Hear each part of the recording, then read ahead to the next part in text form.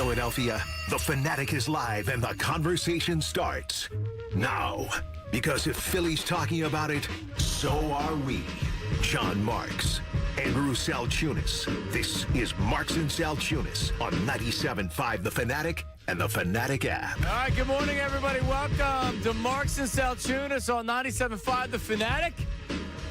I have to write it down here. John Marks, Andrew Salciunas, because I'm bound to call it Middays with Marks or give a different phone number to a different radio station, which I haven't done in months. Andrew Salciunas, good morning. What's up, man? Good morning. Pound 94.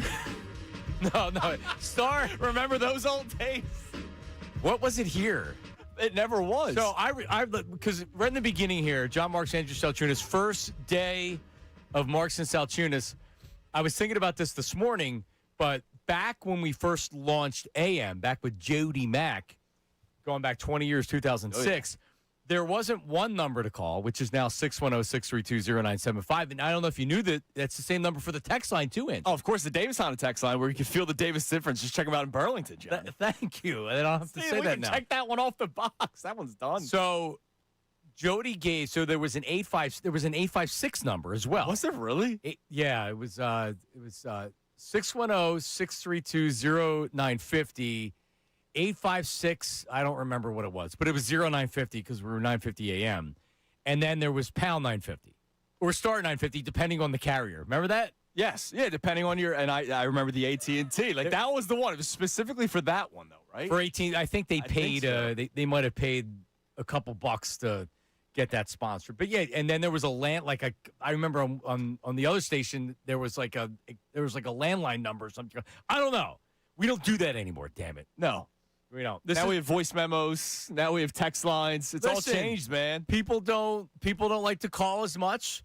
It's morning drive, so it's not as many phone calls, but there's a lot of ways to get in, and you know the ways to get into it. And you know, Andrew, we were talking about this before the show, and it's like, all right, well, like, I know what they're going to do at 10 o'clock, Ray and Sean and Connor. It's pretty much going to be the same show we were doing before, except Ray steps in, and then it'll go from there. With us, I have no idea. I can't tell you how many times my wife, God bless her, I love her to death, she's the best, last night, so what's the show going to be like? What are you guys going to do? I'm like, I don't know. I'll tell you at the end of the week, man. Yeah. Maybe a couple days. At least the end of the day today. Yeah, we'll figure it out. But this is my third time doing mornings. My first it was really my first full-time job in radio. I was the producer of the 950 AM morning show. At the time, it was Sports Talk 950, and Greg Henson was the morning show host and the program director of the station. Oh, is that right? He was from Michigan. He was from Detroit. He had made a nice career up in Detroit. Then he got whacked because he was a loudmouth.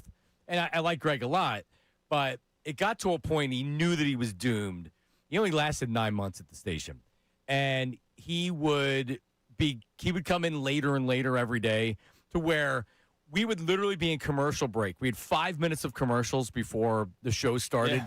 So we would do 5 minutes of commercials. Meredith Marakovitz, who now is a big star, used to do an update at 6. Then we would do like 5 more minutes of commercials before we started the show at like 6:05. He would typically come in at 6:04, right before the update would start, and then he would literally sit down and he would start doing the show. That's what they tell you to do when your job's on the line. You start working less hard. It's the Costanza way of looking at it. That's what you do. So one morning he didn't, like, it's 6:06 and it's like we're still running commercials, and now I don't have any more commercials because he's not there. So I just went to, and you can start playing it right now, Rodman. So I just started playing the Tic Tac Go theme song. This is the old game show from the 80s. And we played it for like 4 or 5 minutes straight because I sent an intern out when he wasn't there. And I'm like, go. We would send him out to wake him up. It was a newer intern. Okay. And he didn't know where he parked. Because Greg used to come in and he would just sleep in his car. He would set an alarm and he would sleep in his car. So he would get here at like 5:30 and he would sleep for 25, 30 minutes and he would come up. I respect that so much. So I remember the intern, he went out, he couldn't find him. So finally we went back, and he came in and he was pissed. He's like, what? I'm like, oh, it's our fault that you were sleeping in your car and your alarm didn't go off? And I was playing tic-tac-toe music because Bob DeBloy, our GM, actually was listening. I was like, why are you playing the tic-tac-toe music? What do you want me to do? So it actually came on the air, and then he came in afterwards. So anyway, yes, it's much different 20 years later. As Sean Robbins producing today, Austin Jones is in the back, and Negative Nate Tennyson. So that's our crew this We got morning. Motley Crue this morning, man. We're all together, ready to go. And then I worked with Anthony, who you know something about working with the Cubs. Pump your ass! Yeah, 5 years of it, man. Kept me on my toes for 5 years. I worked with Anthony when he came to the station, and we, with Jamie and Maureen and Anthony, we formed the morning show that lasted until I left, which I think was 18 months after that. So I'm back in the mornings, Andrew. The difference now is I have 3 kids, and I'm older. And if the eye cream, which is now in my algorithm on all the social medias, because I have the big raccoon eyes, nothing's going to help the raccoon eyes. No, you're screwed. And what do they call it on the side? The crow's feet? Crow's feet. I already have that. Crow's feet. Like that's an issue too. Yeah, get used to it, man. I mean, I've been doing it for 2.5 years. It never, like, people go, how do you do it? I just do it. Like, I get up and I go to work. It's not something I plan at night.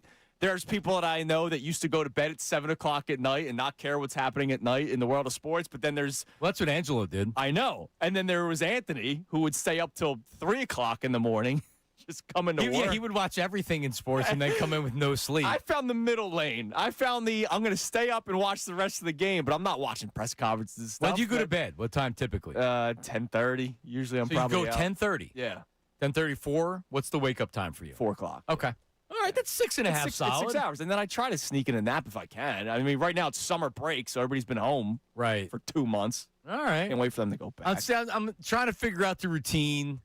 It's probably going to be if I can get 5 or 6 every night, I'll be fine. The napping's going to be the tougher part of things. Yeah. Because, like my wife's already talking about how it's like, oh, well, you'll be home early, so you'll be able to do this and this and this and this and this. I'm like, whoa, hang on a second.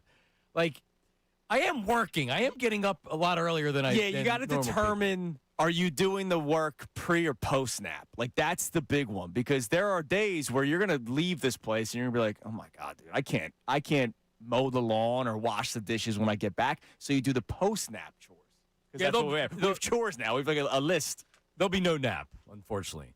Probably not. None ever? Well, my daughter, I'm picking her up from kindergarten. No, I'm saying once they're back at school. Oh, what time's pickup? She's 11:30. Oh, there's going to be, like, if I'm napping, it's going to be for like 45 minutes when I put her in front of the TV and she watches the show. And then I get to pick the kids up, and then it's dinner. And as long as I'm working this shift, life is going to go very quick, because every day is going to be boom, boom. What the hell just happened? It's the weekend. Let me sleep and everything else. What's on the rotation right now, kids TV-wise? I don't even know. You have daughters. See, it's different. I got anything that's explosive and anything that transforms. No, there's not really Bluey. There's not really TV shows. They just watch movies, and now they're watching Disney shows, like non-animated Disney shows. I honestly, Miley Cyrus is one of my favorites of all that I've watched. What show was she on? Was that the Hannah Montana. Oh, man, it's good. It really is. Compared to some of this other crap that's out there, oh, my God, it's great. You know what's not great? The Birds. Fire Mannion. So I'm ready. Like, listen, the offense obviously is a problem, and I look directly. You know what? I'm not even going to blame Mannion. Sirianni. It's his fault. God doesn't know how to run an offense. All right. That might actually be true. I know I'm supposed to have a lot of strong opinions on what I saw on Saturday. Here's my strong opinion. If Jalen Hurts and the rest of the starters can't play, the Eagles probably are going to suck. Yeah, dude. It's last Friday, my former producer, Connor Thomas, he was like, getting after me, like, you're not going to watch the game? You're not going to be locked in? I'm like, I'm going to be down the shore. A couple of my best friends will be there. Oh, that's right. We'll put the game on, and we will have it on in the background. But, we've been drinking on the beach all day. I don't have the notebook out. I'm not going to be breaking down Cole Payton's 4 of 9 for 37 yards. And Connor's getting all fed up. Like, what do you mean you're not going to break it down? What do you mean? I'm like, what do you expect? Nobody's going to play. They don't play their starters anymore. That debate's dead. Like, you can't even do it anymore. You can't even do that show. Sean Robin, can we do the show that they should play the starters? If you want to. You're the producer. I mean. Well, we'd have to save it for – because, I mean, honestly, some teams – who was it? I think the Cardinals didn't play their starters in their first game, the Hall of Fame game, and then played a lot of their starters in the second game. Right. I don't expect the Eagles to do that. No. But some of the guys are going to have to at least play a little bit, maybe. Like Wicks didn't play and Epps didn't play. So that signals Starters. And Wicks isn't a surprise. Epps is the starter. I guess that's not a surprise either. And we'll talk to Dave Zangaro later in the show at 8 o'clock about a lot of this stuff. But, I mean, honestly, I watched. So here's what happened. The game started at 7. I thought it started at 7:30 for some reason. I got bad information. I misread the calculations. Is that the Phillies game, Like, 7:30, or are they 7:10? I don't remember. What I remember is that I went and turned it on, and I'm like, oh, crap, the game started a half hour ago. So I DVR all the Phillies and Eagles games. So I just went from the start, and and it took me to halftime to where I finally caught up to it. But I watched every snap of the game, like, which is crazy. I don't know how many people did. You're a real football guy. That's what it is. I couldn't get enough of it. It was so bad, it was good. It was so bad, it was good. No, it's the worst, man. Like, I get it. Like, these debates of should they play starters, should they not play starters. A couple of years ago, I think that was actually a legit talking point. And I said on Friday that somebody's going to bring up that debate, and I may have heard it in the city somewhere, that should they play the starters, yes or no? What are you getting out of it at this point? Whether you do start them or not, 2 possessions, not even. Did Nick Sirianni even do 2 possessions Jalen Hurts' first year? I think it was only 1 drive. What is that going to get out of anything? So typically, when I grew up watching football, the last preseason game, the starting quarterback would play the entire first half. Yeah. And I think 1 possession into the second half. Yeah, it's 30 years ago. They're not like it. Whether or not they should play the starters or not, they're not doing it. So I can't have the debate. I don't care. The Eagles have shown they're not going to play their starters in games that they don't think it matters. Now, when they didn't play Jalen Hurts and they put Tanner McKee in, it bit him in the ass, or could have bit him in the ass. So whether or not you believe, they're just not going to. If you want to have that debate, what I've learned about Facebook and getting on Facebook is that's for boomers. So if you're looking for a boomer opinion, put that on the Eagles fan chat. Yeah, go on. Honestly, dude, that's a segment. See, as we're figuring out what the hell to do on this show, Robin, jot that one down, the Facebook Boomer Sports Talk segment. Can we call it Boomer Bait, to where we put something out on Facebook knowing that the boomers will take the bait? Yes. Boomer Bait, Boomer Bust. We get all these things. All right, I'm not gonna do it right now. We're on the air. I will put it out because I'm a member. I'm big on Facebook. I don't know if you know that. I've heard. So I joined all the fan pages. So if I go on the Eagle fan page and put like, hey, they should play starters, this is ridiculous, I guarantee you, I'll get 100 comments agreeing, and people will be angry. What do you think, Robin? Or should I play the other side and say, all you boomers are wrong? No, I should act like I care. And just throw it in there and see what happens. You know, it's smart, intelligent sports talk that you need to hear, and you just throw. Well, that's throw what on the Facebook. That's chat. what I'm known for, Andrew. That's what I'm known for. Smart, intelligent sports talk. That's what you'll get here on Marks and Salciunas every Monday through Friday from 6 a.m. to 10 a.m. And live on YouTube. Is this a different YouTube audience that's watching? No, more of the same. It's the same very kind people that show nothing but love and support every single day. So I'm checking them for the first time because I'm used to staring this way, but I'm staring this way today. You wanted to sit in that seat. Yeah, I need something different, which is honestly, when you sit over there, you can't see as much because of the poles and the camera and stuff. Yeah. So you like that one better? Dude, this is life, man. Are you kidding me? All these years, if I would have just sat here, I would have had this great view. This is much better. Thank you. Yes, I'm glad I'm sitting here. Yeah. So people are chiming in. They're all very happy with how the show's going so far, as you can imagine. Good. They're saying nothing but nice things. Good. See, I don't look at I respect and appreciate, I appreciate the people watching on YouTube. I don't get involved in the chat. Oh, no, that's my job. Kincaid couldn't look at it either. Right. So it was, don't worry. I got you guys. I'll read everything that you say, which is nothing but kindness. Right. I just hate people. When that's why I don't look at my mentions on social media for the most part, because then I'll be fighting with people. I don't like Marks. I got that on Friday. Who was that? It was Jay from West Philly. I don't like Marks. All right, Jay. Well, then you can't call in. Well, he calls it on Friday. I'm, what's up, Jay? He goes, good luck Monday. I don't like Marks. I'm like, what? You're listening, Jay. Thanks, Jay. All right, so the Eagles, and we'll talk about all that coming up, but the offense stinks. Playing with backups, I don't care. I still watched it. I would love to tell you that I have like, oh, here's a reason that I feel good or that's a reason that I feel good. I have no reasons to feel bad or good. No. Other than if like depth may be an issue on offense. This is purely an offensive thing. I think defense is better set up, even though they're, I got to watch Keely Ringo running around out there making defensive pass interference penalties in the red zone. No, I mean, the depth's going to be something to talk about. It's, again, offensive line comes down to them. We could talk about whether or not Jalen Hurts was good last year and Kevin Patullo, even though he did stink. But the offensive line being banged up, they're so bad in terms of their depth that Landon Dickerson had to play through everything. Cam Jurgens' back was literally falling off his body, and they didn't trust anybody else. So the depth's interesting. That Willie Lampkin, it was a nice little block that he had. I'm telling you, if there's a club Hurts, I need some kind of Lampkin Willie club. Lampkin. This dude's awesome. Yeah, I mean, it was actually a really nice play as he continued, then he pushed the guy down. And that was the no-no.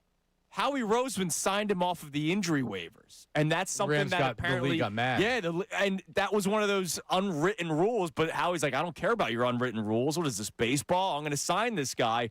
And there were a lot of people that are upset with it. Like, you do not do that. Kind of like the Max Crosby situation where he gets traded to Baltimore, and then Baltimore has cold feet, and then they claim that they're worried about his injuries. Right. Like, you just don't do these things. And so they got a guy that was thought of pretty highly in the NFL as a backup center, but that's the thing. I don't want to talk about the backup center. I want the five starting linemen to be out there and play every single snap and be healthy. Well, he may end up playing this year with the healthy offensive line. To your point. All right, how about your fighting Phils? Dude. A sweep. Are they back? Well, let me just tell you something. It's exactly what everybody thought was going to happen. Alec Boehm was going to go 5 for 5. Andrew Painter was going to get another win. Bryson Stott's carrying the team at this point, just like we drew it up, Andrew. Yeah, I mean, look, I said this last week, and I will continue to go about it until I'm wrong. So their next loss, I will stop saying it. I do wonder how much that Field of Dreams game just kind of, I don't know. Kicked him in the behind? Not even kicked him in the behind. Kick-started it? Like kick-starting was Rob Thompson getting fired. But they went to the cornfields in Dyersville, Iowa, and there was nothing but baseball. I had Ant San football on last week, and he was like, dude, they didn't even have music playing in between pitches. You go to a Phillies game now or a Sixers game, you're at a rock concert for 3 hours. True. They just played baseball. And I do wonder, could that have been a moment for a couple of the guys that clearly are in their own head, right? Like, Alec Boehm is a guy that's a mental product, and so is Trey Turner. We know that. Like, they're not just everything's going well, so I'm going to be happy. No, they seem like miserable people half the time. And I wonder if the game at the cornfields of Iowa was enough to just kind of remind them that they're playing a freaking kids game and they're getting paid millions of dollars to do it. And I wonder if that kind of just made them a little less stressed, because this has been nothing but stress for the Phillies. It's been nothing about failure and bars. Fun. It's not been fun. No, it hasn't been. I mean, and now it's like amazing. Guys other than your stars contributing and having good games. Wow. Yeah. Imagine that. Yeah, like that's how you win. Think about it. When the Phillies faltered, and pretty much they've been downhill since against the Diamondbacks in, was it 2023 NLCS? Yeah. Everybody was hitting. Castellanos was at like a historic clip. Mm-hmm. And then just like that, they stopped throwing strikes to him, and they kept swinging and everything, and it hasn't been the same since. But if this team's going to win anything, they need to have that. They need to have that feel where it's like, you know what? We don't give a crap. We're going to go out there and we're going to win. Isn't that what it was in 2022? Was, man. Like, literally, it was like, we're not supposed to win anything. And then it took Alec Boehm getting hit by a pitch in the 8th inning, 9th inning of that baseball game. And then Miles Michaelis the next day throws a hanging curveball to Bryce Harper. And then they went on this tear. And it was they weren't supposed to win anything. And so maybe this year, I'm not saying they're going back to the World Series, but maybe this past weekend was enough of a moment where they're just like, all right, screw it. Everybody hates us. Like, we're just going to go to these cornfields and play baseball. And maybe that's enough for them. Maybe it turns around a little bit. But you definitely need that. And you talked about the hate. It could be something to rally around. You need something to rally around. In 22, it wasn't necessarily a rallying point. It was they barely got into the playoffs, and then they were behind that first game to the Cardinals. Yeah. I remember I was going on the air after the game. It was a day game, and I wrote the eulogy for the Phillies. You can't lose that first game in the playoffs. We were already like kind of shocked that they got in late, and then they came back in the 9th inning and won that game, and they never looked back. It's August 17th, and there's so much baseball left to be played they could get hot right now and then lose it. So this is a good time to start figuring things out. And they got to figure out the bullpen, which that's is the be a biggest major one. problem. I mean, like, you're not going to change the lineup. Kyle Schwarber's going to bat lead off as much as I freaking hate it, right? Like, that's my old school. Like, I hate it. He should not be batting lead off. But the bullpen's the biggest thing. I don't know who to trust in the 7th or 8th inning. Like, I got Duran. Period. Well, yeah, because there's no answer to it. Yeah, well, like Brooks Rally. It's Bolin is your best. Yeah, and he's been really good. Yeah, but can he continue to do it? For I don't know what he does in the playoffs. Like, it's great that he's good. I hope that he continues to be good. I love the stuff that he's done. But what if he stinks in the playoffs? I don't know. All right, coming up, more Phillies. What a great win yesterday. Came from behind. Bad first inning from Andrew Painter, but he turned it around. We have Don Mattingly talking about Painter's historically bad first inning numbers post game. We'll dig more into the Phillies. They're first sweep in 73 days, man. It was a good weekend. All right, it is Marks and Salciunas, the phone number. This is the phone line. This is the Davis Honda text line and the voice memos. Just leave your name and location. 610-632-0975. 610-632-0975. Don Mattingly on Andrew Painter coming up next. Don't go anywhere. Now on 97.5 The Fanatic Sports Update. Phils come from behind. I'm Sean Rodman. The Phillies went down 4-0 in the first inning after Andrew Painter let up 4 first-inning runs. Mattingly spoke post-game on Painter's ability to bounce back after the first. Like everything was up. Right ball up, change up. It kind of didn't really look like he was commanding the ball at that point. But really happy, really, the way he responded after that, because him getting through 5 is huge today.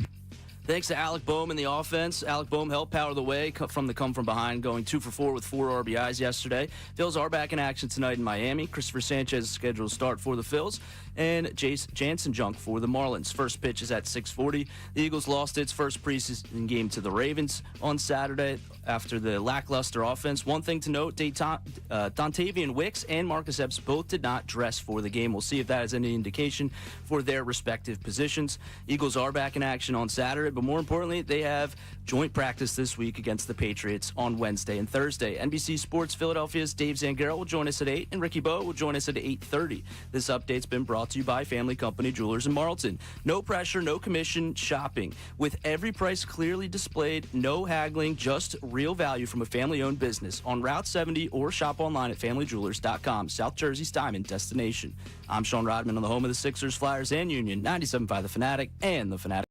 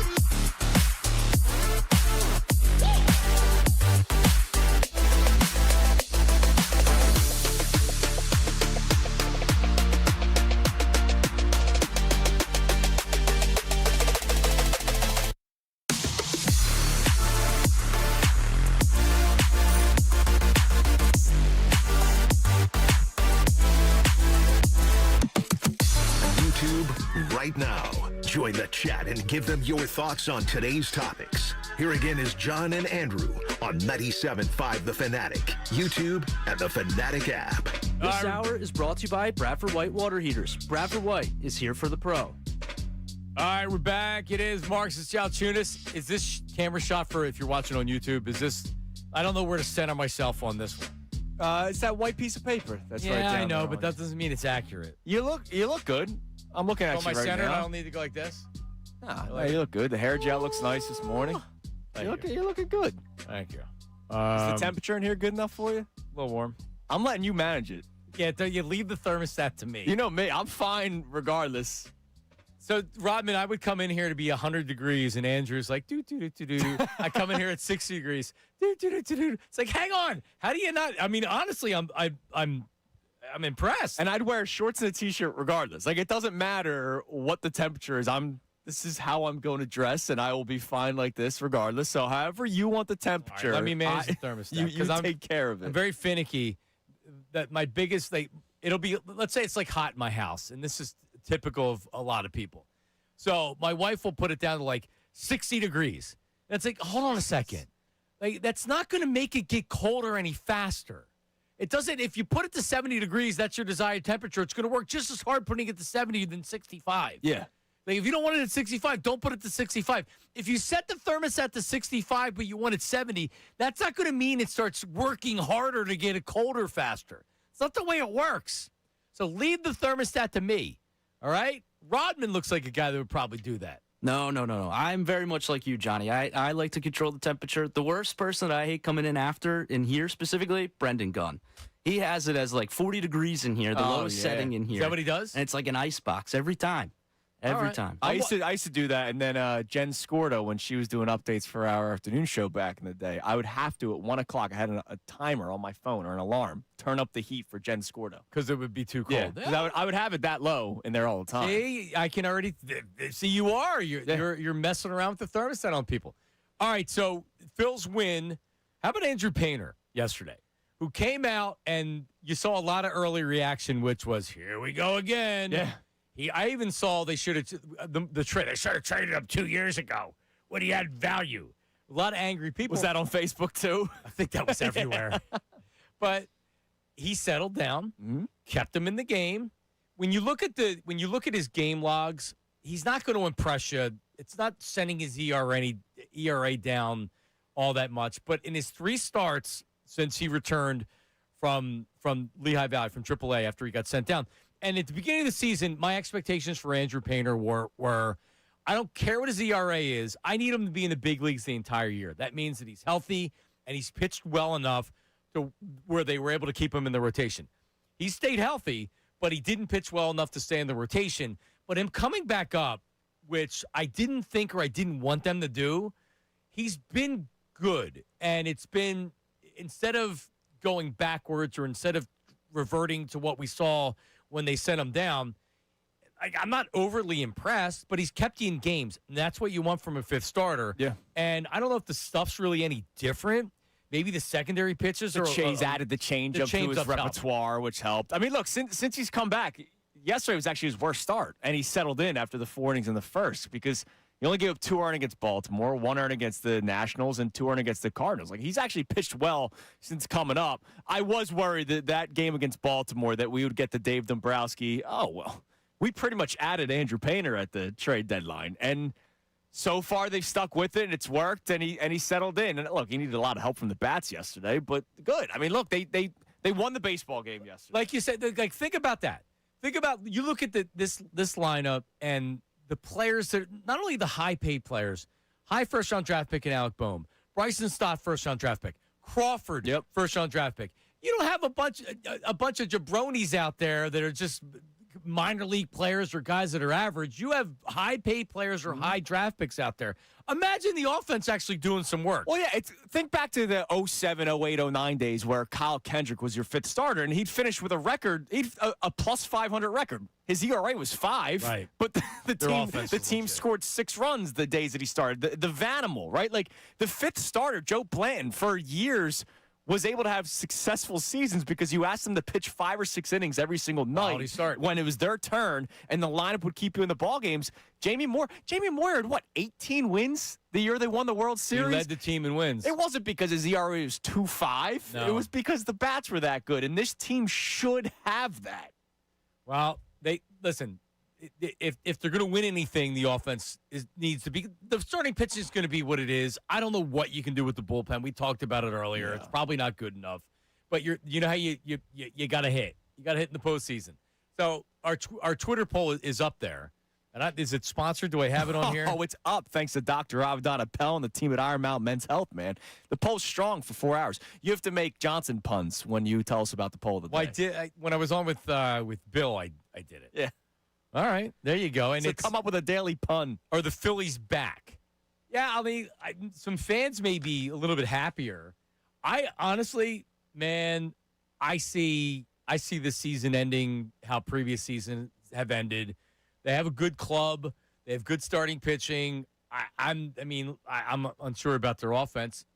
My biggest concern is their bullpen. Yeah. And that's the logical concern to have. That's why that was the position I wanted them to target the most. Like, I know we've been talking about right-handed bats for years now. I wanted them to get an explosive bullpen arm, not a Caleb Killian or a Brooks Raley, even though Raley's been good for him and will be good for him. But they needed an explosive arm. They didn't get it. They got a good club. But, I mean, my thing is, John, and I've been saying this the last couple of weeks, now that the Dodgers are kind of hitting this August spiral, they'll be fine. The Los Angeles Dodgers are going to be a really good baseball team. They'll be fine. But I would rather face them in the wild card round than any other round. Because if it's a best of 3, I got Sanchez Wheeler in games 1 and 2. And if it takes a game 3 and I got Luzardo on the mound, I know he's going to keep me through 6 or 7 innings. And then you just hope that the bullpen can do their part for the 2 innings before you get to Duran. If there isn't any time to face the Dodgers, it would be the wild card round. Yeah, you're right. I agree with you that everybody's saying, Dodgers, they're done. No, they're fine. They did the same thing last year. Yeah. Now, it's really hard to win 3 years in a row. So they may not win the World Series this year. But still, the same things were being said about them last year. They got, I think, right around the same time where they started to struggle a little bit. Yeah. But in a month, that's probably not going to be happening, and they're going to look like a much different team. So, but as long as they can make the playoffs, that was a worry last week. Yeah. And, dude, there were people that wanted them to miss last week. Oh, believe me. At the deadline, it was the seller. Like, sell. I don't get it, man. Like, I understand that this team kicks us in the nuts all the time, and it's so annoying to watch them play. And they have a nice weekend like this against the Twins, but nobody wants to have fun with it because they're just miserable, and they're going to think that they're going to lose. And, look, odds are they are going to lose. Odds are they are going to lose early on in the playoffs because it's what we've been dealing with. But I would never wish away a playoff series. Like, because, A, you never know what's going to happen. We talked about the Cardinals series. You were writing a eulogy for them, and they turned it around. They got to the World Series.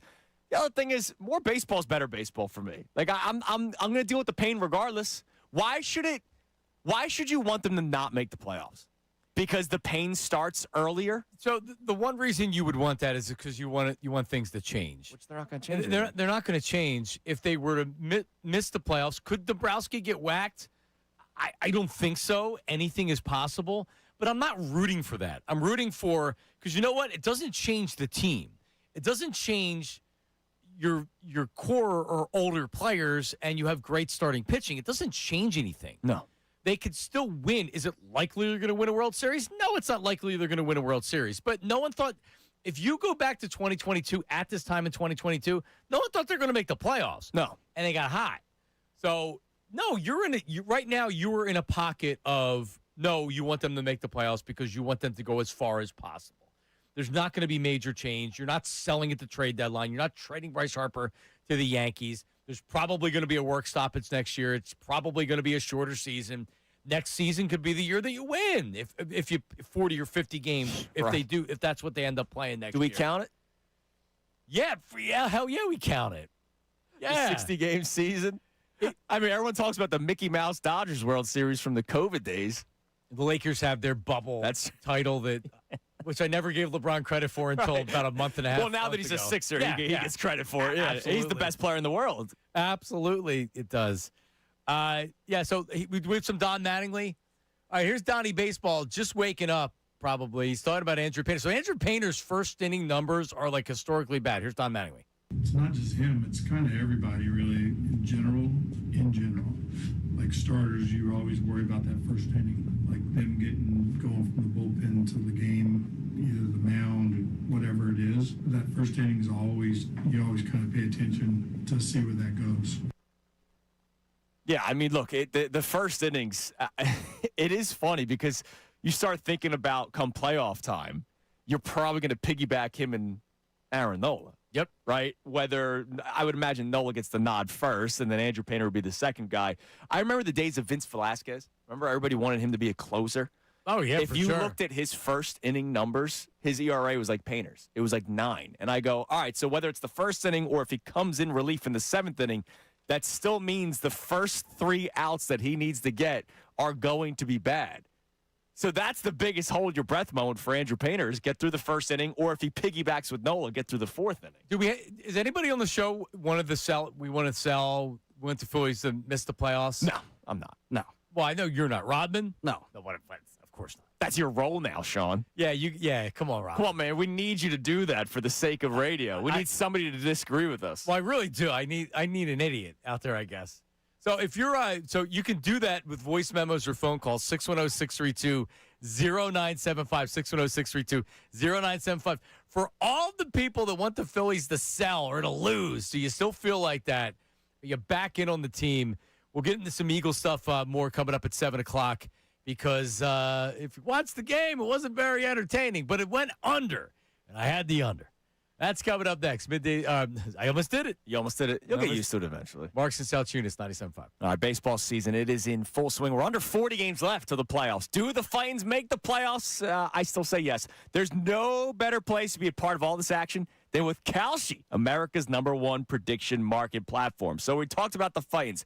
Can they win it all? Well, they're not really giving them that high of a percentage. 4.2% chance for the Fightins to win it all. That means if you put $100 down, it would pay out over $2,000, $2,212 to be exact. If you think that they can just beat Miami today, you don't want to go as far as winning the whole thing. You just want them to beat the Fish tonight. 71% chance for the Fightins to win tonight. That means a $100 investment would pay out $141. On Kalshi, you're trading against peers in a live market, meaning there's no outs. And as the probability changes, you can buy in and out of your position. So maybe you go, 71% chance. It's now a 55% chance. That means they don't have as good of a chance to win, but that payout's going to be higher. So I'm going to switch to that. Just download the Kalshi app and use code FANATIC to get $10 when you trade $10.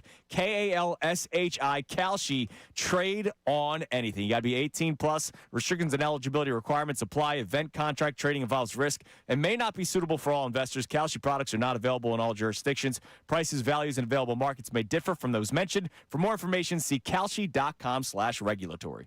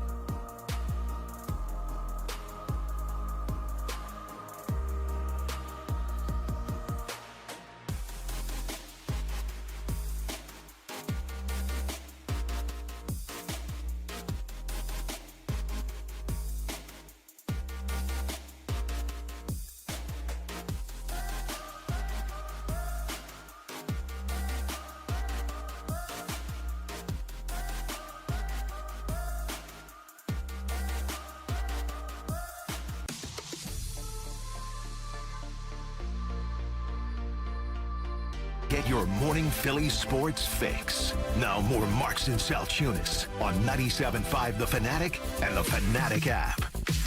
Oh, yeah, we're back. It is Marks and Salciunas, 97.5 The Fanatic. Day one of, I don't know how many days. Did John used to keep track of how many shows? He did ask Sean and everybody to keep updating the tally. If you see at the top of the little sheet here, it does say number 1 on it. So I'm guessing we will continue doing that. Yeah, Ray used to, because Ray would be like, it's show number 200. And I'm like, all right, let's party. we're going to drink. We're going to get some cake. Yeah. My father-in-law asked me yesterday, you guys going to have cake for the new show? Definitely. I was like, oh, yeah, man. With a big number 1 in it. All right, there you go. The Davis Honda text line, a lot of people checking in on the Eagles and the Phillies, and we'll kind of dive a little bit deeper coming up at top of the hour, next segment on the Eagles. But are people really discussing the Eagles playing the starters? Yes, we have a couple of texts. First up, we have Bob from Dub C saying, starters should play 1 quarter, not a boomer thought. All right, well, hold on a second. Not a boomer thought, but I need Bob to text in his age. Because you could say not a boomer thought, but be a boomer, and then go, well, I'm used to watching the starters play for the first quarter. Because, again, how can you deny what the Eagles have done? I'm a play guys in preseason person. I am. Like, I am that of that belief. But if Nick Sirianni heard me saying that, he'd be like, yo, dude, you see that banner up there? You see the 2 banners because we won the conference championship a couple of years ago as well? There's no arguing it anymore. His results speak for itself. I think I would tend to agree with you more than not. It's team by team. If I was coming in and the team was bad and it was my first year as head coach, guys are going to play in the preseason. And he did that in 21. And that's what you should do. But a team that's been to 2 Super Bowls in 4 years and won 1 and blah, blah, blah, blah, blah, they're not going to play. They're not going to play him. Now, that doesn't mean that a guy like Wicks can't or shouldn't play or rookies shouldn't play. Right. I'd be fine with that, but I can't argue with. You can disagree with moves that the Eagles make, and I will, and we will, and I'll get pissed when they lose games. I get pissed, but overall, a thing like this, like I don't know how you argue with the success. No, results speak for itself. He's never lost week 1. Like, and that's my biggest thing. I always say it's not because they need to figure out each other and they'll learn everything from one possession in a preseason game. But I hate the rhetoric of, well, the first 4 weeks of the regular season is just a continuation of the preseason. Well, no, you can win those games if you're more prepared than other teams. Right. But they are prepared. He's never lost week 1. No, they're 1-0 every single season. Yeah, there's no. I mean, honestly, of all the things to focus on, like their backups aren't, and I don't know if those are offensive line or that Stowers dude definitely looked more like a small wide receiver than a tight end. Yeah, and he played a lot. When I was watching, again, I had some people over Saturday night, and we had it on the background. I looked up, and I saw Stowers in the 3rd quarter. I was like, what is he still doing out in the field? I felt bad for Britton Covey still being on the field. That guy's been in the league for actually a couple of years now. My man's getting reps in the 3rd quarter of the first preseason game. Yeah, I didn't, because, like, do you even know what number he is? I still don't know what he is, but until you see the number, because I haven't seen him play. He's a teens guy. I don't know off the top of my head. But Stowers, I don't know what number Stowers is. Mekhi Lemon's 10, I believe. Stowers 87? I think he's 87. I think Lemon's 6. No, his college number is 6. I don't know. Eli Stowers is 87. That's what I thought it was. They showed a picture that they cut to him, and I'm like, who the hell's that? And I'm like, oh, that's Stowers? I just thought he was a wide receiver. Yeah, he's slender. And our man, Andrew Checo, I've talked to him a couple of times. He said, still room to grow at training camp so far. I mean, he's just going to get beat up a little bit. He hasn't looked great. Lemon hasn't looked great. Lemon can't run. Yeah, with the hamstrings. But the heat, like, who was it that we were talking to somebody last week, and they had said that they were trying to feature him in, like, they were saying, like, hey, you're the first-round draft pick. Here you go. Go out there and make splash plays. They were trying to, I don't want to say feature him, but they were putting him out there, and nothing stood out. Yeah. It's not to say that the kid can't be great, and he's not going to be great. Just so far, and we'll talk to Dave Zangaro coming up at 8 o'clock about it, he didn't stand out. Stowers hasn't, for good reason. Stowers hasn't stood out. So you're going to be relying on a guy like Wicks to come in here year one, and thank God you got him. Hollywood Brown hasn't stood out. Right. But you know what? That's bad. a good thing. I know that you need some of these pieces, especially in this style of offense that Sean Mannion's going to have. And I say this style of offense as if we know. Like, we'll find out in a couple of weeks. But the good thing is they do still have Devontae Smith. They have Dallas Goedert. They have Saquon Barkley. Like, you're not asking Eli Stowers to have 1,000 yards this year. You're not asking Mekhi Lemon to have 1,000 yards this year. You're asking them to pretty much figure out how to be an NFL player. This isn't going to be – we are so spoiled by Quinyon Mitchell and Cooper DeJean that I feel like the next couple of years we're going to have unfair expectations of the first round and second round draft picks because we're going to say, well, why don't you do what Quinyon Mitchell did? Why don't you do what Cooper DeJean did? Yeah, it's a good point. Yeah, I don't know. Lemon's wearing 9. That's right. He had to ask Nick Foles for his number, right? That's right. Yeah. So you know what? They brought in Hollywood Brown because they're like, all right, well, just in case this doesn't work out, at least you have a veteran right there. Man, like, he hasn't done a whole lot in the last couple of years. They paid him a lot of money. Well, that's why he's not going to get cut. Yeah, he got a $5 million guarantee. I think $10 million contract, but $5 million it was just up front. Yeah, he got $5 million. I think it was 6. I think it was 6 and whatever it was $5 million. Yeah. Because I looked, I said, could he get cut? And it's like, no, they're probably not going to cut him with that guaranteed money. They could look to trade him. I don't know who's going to trade anything. Who's clamoring for Hollywood Brown? Well, no one wants to pay that money for him either. So he's probably going to be on the roster. I'm not expecting a lot from him. Because you look at the speed, and he's always had great speed, but he's never been that type of player. No. He's always been kind of a weak slot receiver. Oh, and he gets banged up, too. He misses a lot of time. Yeah, I'm not worried about the skill position guys as much as I'm worried about the offensive line. To make this work, and every year that it's worked, even with Mannion and the new offense, they got to be able to run the football. And they can't run the football. We saw when the offensive line's good, Saquon Barkley's the best back in football. When the offensive line isn't great, man, they struggle to run the football. And that's not because of Saquon. Mm-hmm. That's the type of back that he is. He likes to dance around and make a guy miss. Yeah. Tank Bigsby wants to hit the hole. Right. And he looks better when guys are kind of just like blocking for a second and he's able to get through that hole. They're different running backs. But they're going to want to run the football. As long as the offensive line can stay relatively healthy, the Eagles are going to be good. Their over-under's 10.5 this year. Over. I don't know how they go under. Over. Dude, could you imagine this team winning 10 games? This would be fire Sirianni. This would be Jalen Hurts isn't the quarterback next year. We're not paying him money. No, like it would be a horrific season. Disaster. If they finished below. If they finished under 10.5 wins, I mean, honestly, this would be fireable offense for people. 10 wins. Rodman, would you call for Sirianni's head? 10 wins? 10 wins? No, I wouldn't call for his head, but under that, maybe. Would people call for his head? Yes. Was the offense good for the 10 wins, and would it be fire Sirianni, keep Sean Mannion? Because you know that's coming, too. Back to show sheet. Week 1, offense looks good. They need to fire Sirianni now so they don't lose Mannion. Make That's him the coming. coach You now. know that's happening. All right, coming up, we'll really dig into the Eagles. But we also have I saw this list. This is the Ringer. They did because Jalen Hurts never makes any lists. No. He's never high on any list. Where does he rank on the Ringer's hottest quarterback list? He's an attractive fella. He's handsome. We're going to tell you coming up next and really dig into the Eagles. That's coming up next. Marks and Salciunas, 97.5 The Fanatic. Now on 97.5 The Fanatic Sports Update.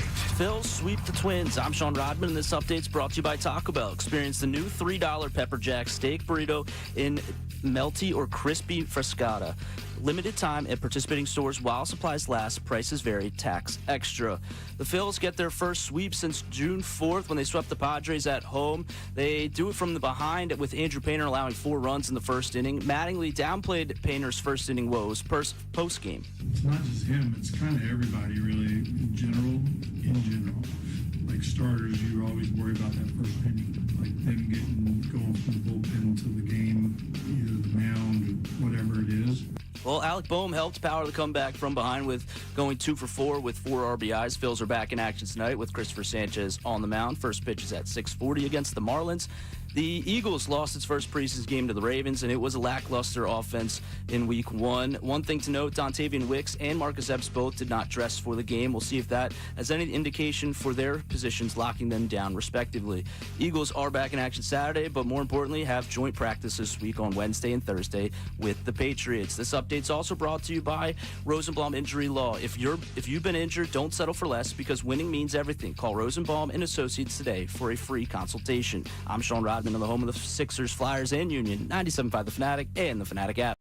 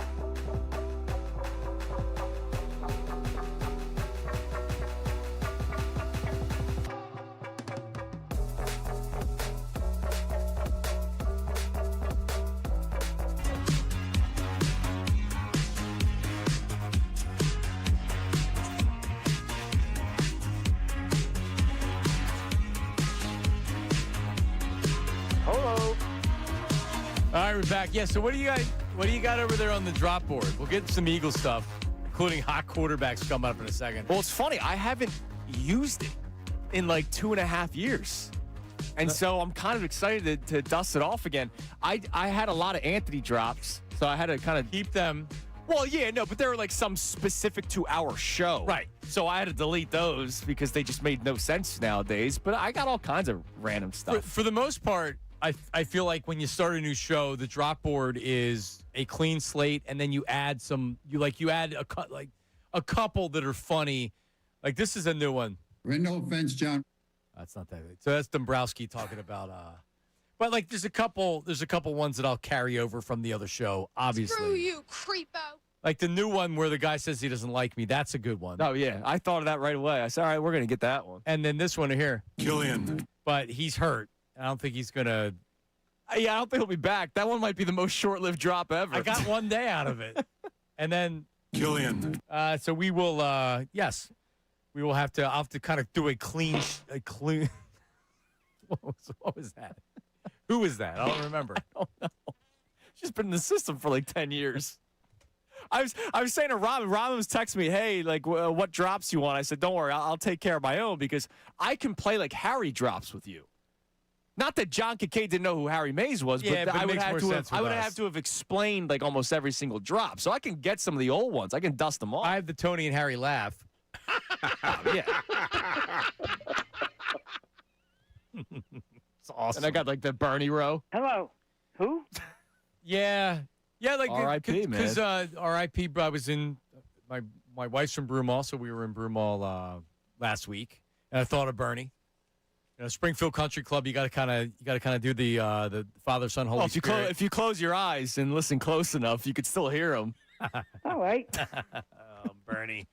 All right, more Eagles conversation coming up in a second, but Jalen Hurts really, really disrespected with all these quarterback lists, and I get it, Andrew. I'm not putting him ahead of Joe Burrow, even though he's a Super Bowl MVP, and it's hard for me to make a case over Lamar Jackson just based on the criteria of the list.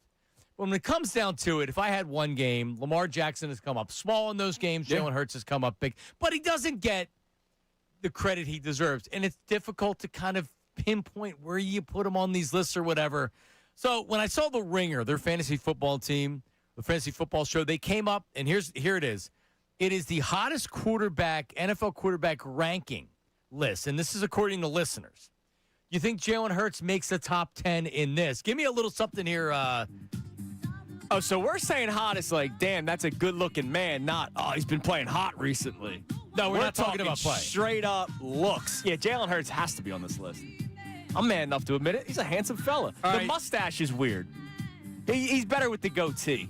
Your thoughts on just the mustache that he's been rocking recently? The mustache is difficult to pull off. It just looks different than the goatee because the goatee is so smooth. Yeah. But he pulls off. When I think of a good brother mustache, I'm thinking Eddie Murphy. Yeah. He pulls it off. It's nice. Like Steve Harvey. Oh, yeah, dude. Even Steve Harvey's mustache is a life of its own. All right, anyway, the hottest NFL quarterback ranking according to the listeners of the Ringer Fantasy Football Show. Where do you think Jalen Hurts ranks? We know he doesn't make the top 10 of any. Rodman, I know you like a good quarterback when you see him. Oh, I do. He's easily top 3. I'd say 2. Wow. You say top 2. See, I was going to say top 5. You went top 3. And I know it's high because remember Dominique Foxworth admitted that his wife finds Jalen Hurts very attractive. And then it almost got kind of weird that anytime he talked about Jalen Hurts, it almost felt like he was being critical of him because his wife thinks he's hot. He was a little bit jealous and he didn't realize it. No, I'll tell you that female Eagles fans think Jalen does well. Yep. See, my girlfriend's the opposite. She's not as much of a fan as Jalen, like looks wise. I think I am a bigger fan looks wise than her. Good. Let's start at number 10. Baker Mayfield's number 10 on this list right here. Baker, he's like, he's past his prime. He is. He had the commercials when he was with the Cleveland Browns. Those commercials were always great. I'd say a slightly above average looks. Number 9, Caleb Williams, and he likes to paint the nails. And I know some people are into that. I guess. I mean, he doesn't come off to me as overly hot, but these are the listeners, not mine. Shador Sanders at number 8. All right, I wasn't expecting. Maybe they like Shador. his personality because he's very confident. Confidence is a big thing for a lady. Okay, number 7, Jordan Love. Jordan Love, handsome? Handsome fella. Hot? All right, number 6, Tua. I don't know. I don't know if I see that one. But I know you can watch them play because sometimes it's about how they play. For example, Chase Utley, good-looking man, but the way he plays on the field makes him even better looking. Yeah, that's why my mom had the Chase Utley jersey and no other player. That was her favorite player. Chase Utley. Yeah, and the fact that he's got the silver fox look, she likes that too. Dak Prescott. This is the only list he should make the number 5. Number 5, Dak Prescott. Sure, I could see it. He's tall, strong. Didn't he break up with his fiancée? Did they get married? Yeah, I think on their joint bachelorette trip, they split shortly after. Yeah. Wait, what? No, I'm serious. There was some type of what went down on this. First off, that's problem sign number 1. I know somebody around here at the station, sorry, I forget who it was, had a joint bachelorette party. That's a weird move. I have one next summer, a joint bachelorette party. That's weird. I don't, is that an automatic I don't trust you decision? What is that? You're going to spend the rest of your lives together. Why do you need to have a joint bachelor? And look, my bachelor party, I wasn't going to strip clubs and hiring strippers. I just wanted to be with the boys for a few days. No, it's unnecessary. Leave me alone. It's real. I agree with you. I think it's really it's not good. Is that a thing these days? Is that becoming more popular? No, I just think it's them. Well, they broke up, which is true. He's number 5. Number 4, still no Jalen Hurts. Justin Herbert, who snuggles on the sideline with his fiance. Did which you is see that ridiculous. was a bit? Really? Oh, Was it dude. even real? Herbert, and there were 2 others. 2 other quarterbacks had They all did it fake? their wags showed up. Yeah. It's for something, a product. Really? Yes. Oh, so it's for advertising. So Herbert was the first one with Madison Beer, is that her name? That was like, everybody was freaking out. Like, oh my God, this guy's not focused. He's married now. And then 2 other quarterbacks did it, and somebody found out it's for some sort of advertisement. I didn't know. I just thought they were snuggling. Well, they were. Joe Burrow, number 3. So cool. I could see it. Yeah. All right. Josh Allen, number 2. Still no Jalen Hurts. Josh Allen? I don't know. I wasn't expecting. He looks like a normal dude. Herbert seems like I could see the ladies. California cool. Josh Number Allen 1. just married someone too. Hey, Haley Steinfeld, right? Yes. Famous actress. Of course. Also, are these men or women that are ranking them? Because men may give a totally different answer than women. I know a lot of people listening right now be like, what are these guys talking about? Why are they ranking men's quarterbacks' looks? Well, I'm not. The listeners are. if you're man enough to admit it, you're man enough to admit it. You can admit when a man's handsome. Yeah, Jalen Hurts is a handsome fella. That's why he should be number 1 on this list. Number 1, the hottest NFL QB, according to the listeners of the Ringer Fantasy Football Show, is Jalen Hurts. we got there one. you go. We Number got 1. one. They got it right. They got it right. We got the hottest quarterback in the NFL, ladies and gentlemen. Who also wins Super Bowls and Super Bowl MVPs. You know what? They should have put in Dak first. I like that. Austin's got the Club Hurts poster.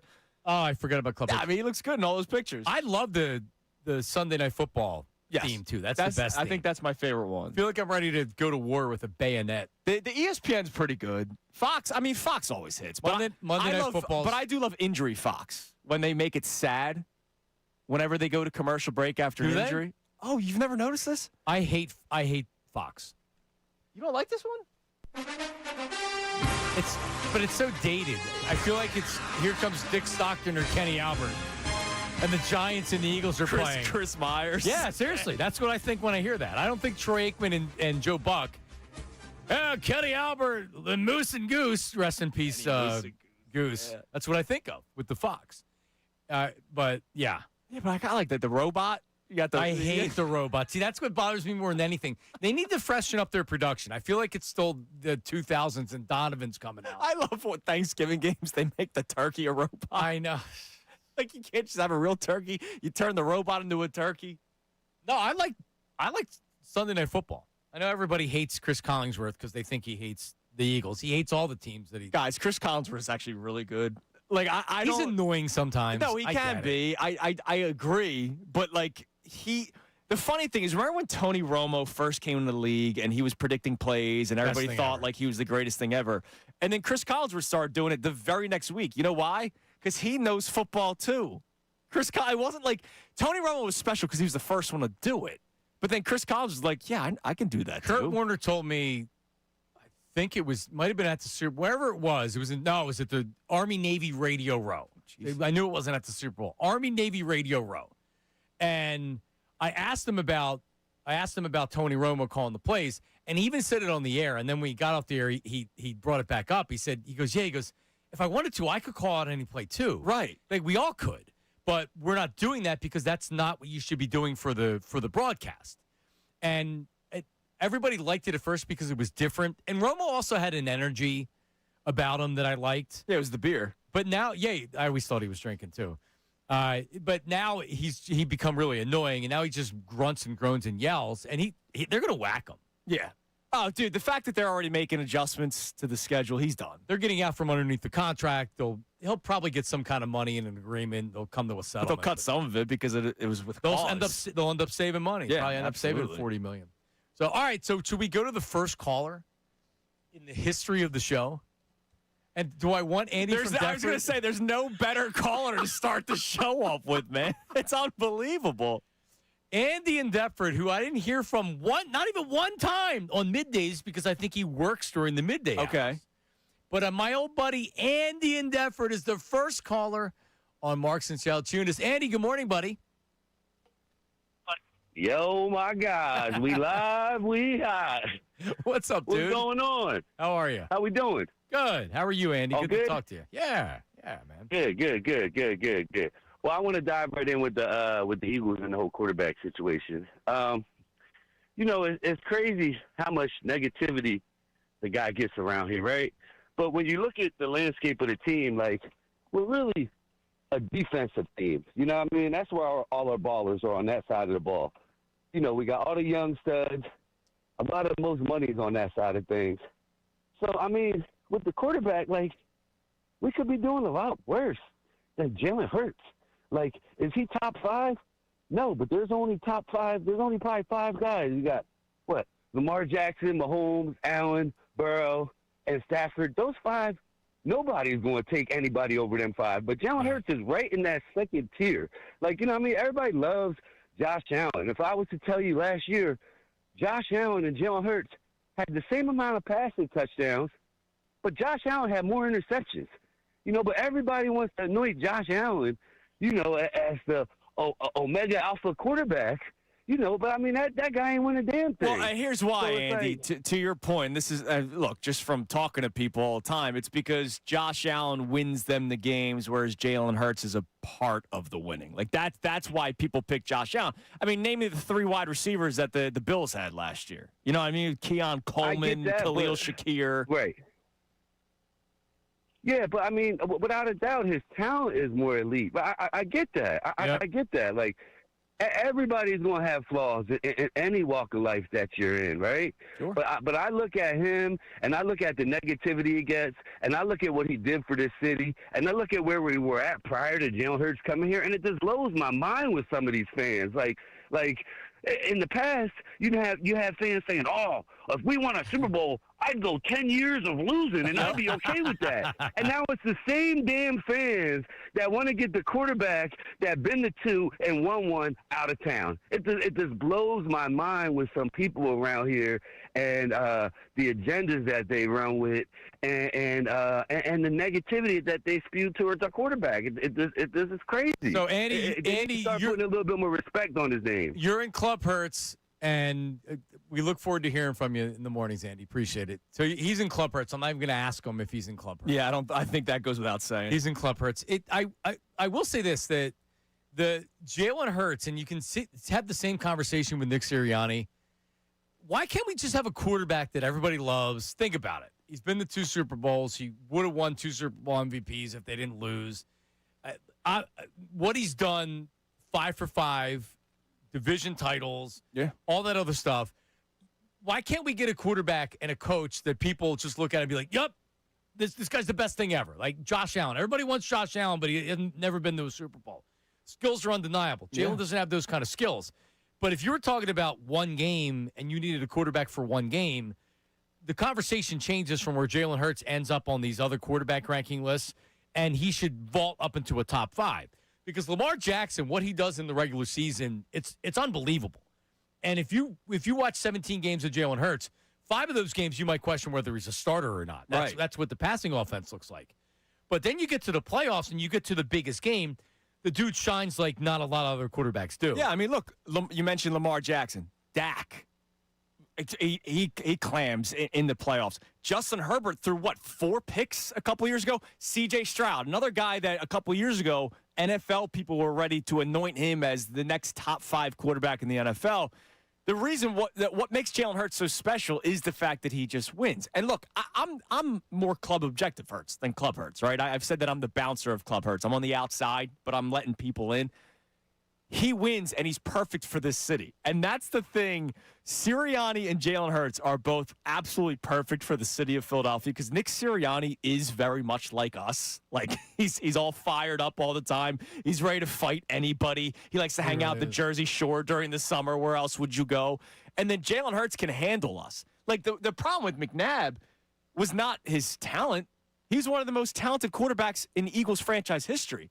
The problem was he couldn't handle the pressure. He it starts back to the days where he gets booed at the draft. He just never was able to truly handle the city of Philadelphia, whereas Jalen Hurts has been excellent at that. Like nobody else I've ever seen in any sport. Really. But you think about the heat that is put on the quarterback in Philadelphia. And by the way, it's not exclusive to Jalen Hurts. No. Look at McNabb, and he was a winner. Now, he didn't win the Super Bowl, but he was a winner.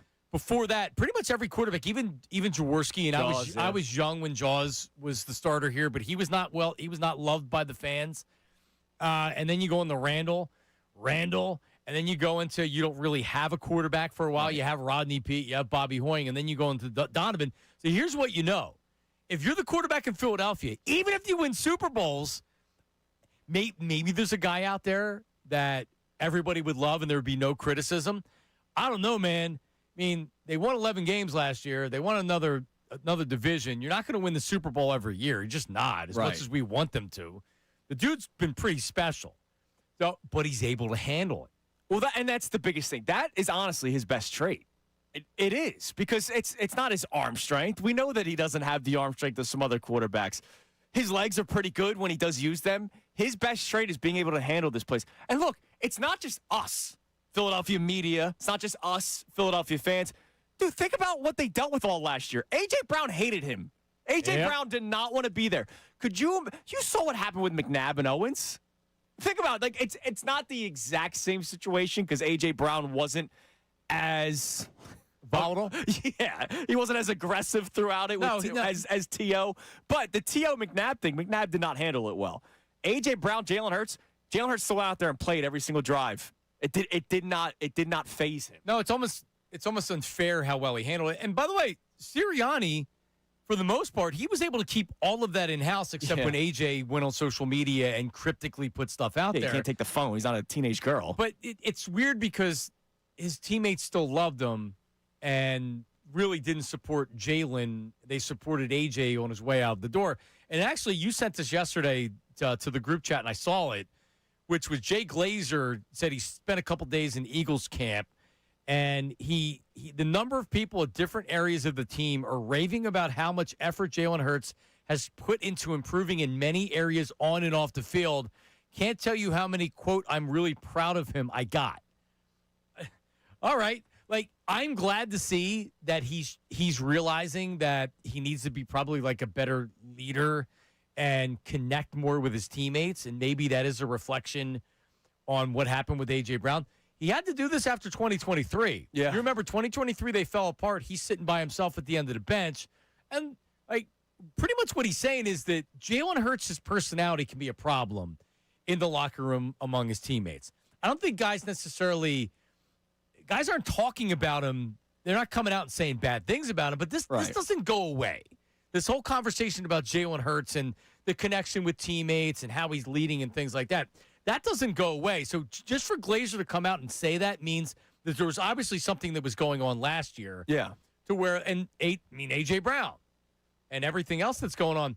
I mean, you have a cell phone. A.J. Brown could have texted somebody in a meeting, right? Jalen spoke up. He gets his phone. This guy. And then it goes out to a couple of teammates. That's life. I think the more bigger part about that tweet from Jay Glazer, he follows up saying last year he was at the center of issues, but they are speaking a much different tune on him so far in camp. Even guys who were previously frustrated with him were absolutely praising him for the work he's put in and the concerted effort he's made. So there were clearly people that felt a certain type of way about him last year, but maybe it was the umbrella of A.J. Brown. All right. No, I mean, it didn't help. No. Well, that's one of the reasons you have to get rid of him. You can't have a guy that divide. I mean, was he dividing the locker room?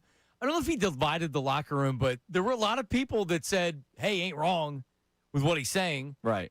So now, guess what they're going to do? Now they're going to have to actually have a real offense, and they can't run this college offense that was just, they brought in a play caller more than an offensive coordinator. Yeah. Kellen Moore wasn't running his offense. He was running the Eagles' Jalen Hurts offense. Mm-hmm. Now they're actually going to run this offense. They tried running his offense for the first 4 weeks, and it didn't go well. And then the offensive line had to have a coup and go to Nick's office and be like, yo, we got to stop doing this. All right, we have some good callers and some texts on the Davis Honda text line. The number's the same as 610-632-0975. Nick Sirianni spoke out about the offense's poor start to the preseason And if you had to call it right now, who's your number 2? Because they played like 2. They played like 2. That's coming up next. It is Marks and Salciunas, 97.5 The Fanatic. All right, let's talk about my hair for a second. Salciunas has a pretty good head of hair over there. You can maybe use going to Morgenstern Hair Restoration. We already know with Rodman. I need to get him over there. He's starting to thin a little bit. This is what happens.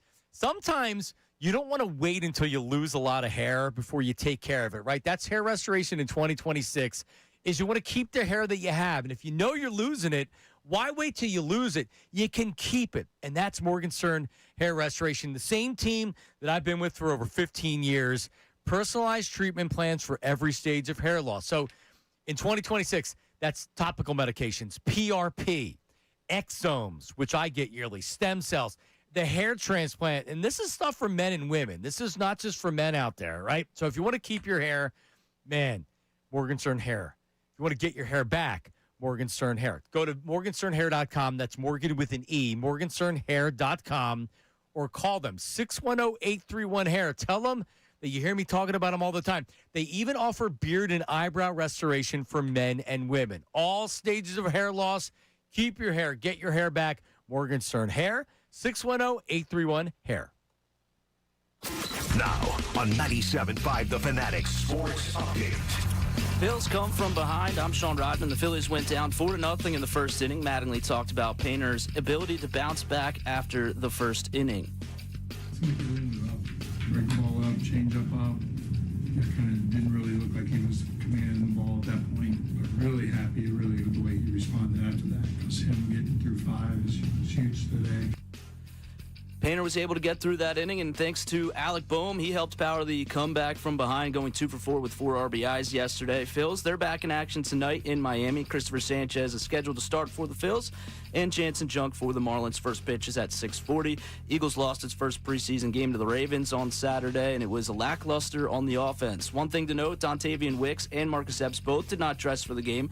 We'll see if that's any indication of the two of them locking down the wide receiver 2 and safety position, respectively. Eagles are back in action Saturday, but more importantly, the Eagles will have a joint practice this week with the Patriots on Wednesday and Thursday. NBC's Sports Philadelphia's Dave Zangaro will join us at 8, and Ricky Boat will join us at 8:30. This update's been brought to you by Villanova Football. Don't miss big-time college football action and affordable family fun when Villanova battles William and Mary on Friday, August 28th at 6 p.m. at Villanova Stadium. Tickets at villanova.com. I'm Sean Rodman on the home of the Sixers, Flyers, and Union, 97.5 The Fanatic and the Fanatic app.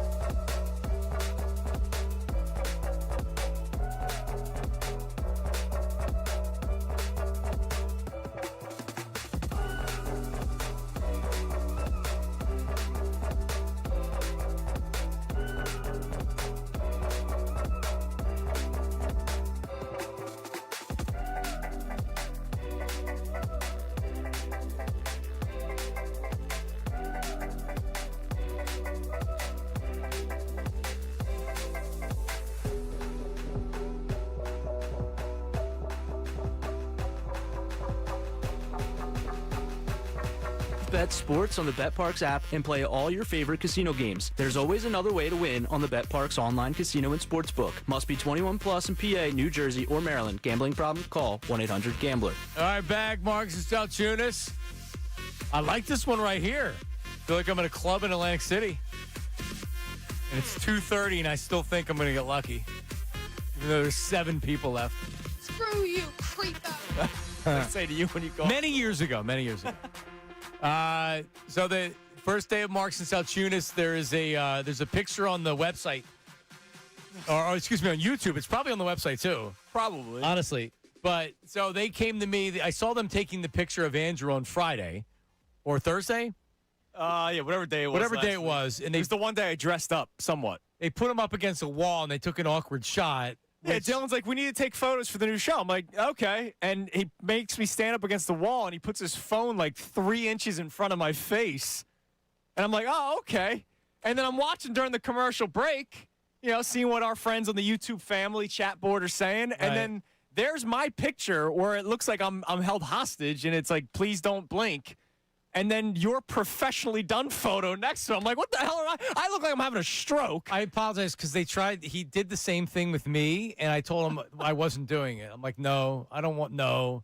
Like, no, no, you're not using that picture. I had one eyeball's lower than the other. It's great. No, I mean, you're a handsome guy, but I will say that awkward, Very awkward photo. yeah, which they were going to use for me, I looked horrible in it. So I'm like, Dylan's like, well, you can just send me yeah, I'm like, I'll send you the headshot. So, yes. Well, the problem was when we did our professional headshots here at the station, I forgot. So I was wearing like a Flyers hat. Well, I look like such a douche. I normally do, but we didn't use them either. But anyway, no, I asked for something, and we didn't, because it was short notice. We're going to get something more professional, not professionally done, but more, not animated, but something that's a little bit more creative than just, hey, stand against this wall. you want to go to J.C. Penney's with me and do the holiday photos? I mean, taking a picture of us standing against a wall on your iPhone and then putting that on the website isn't what I'm looking for. We have Canva and Photoshop and stuff like that. We can come up with something creative. AI, just give me big muscles. Yeah.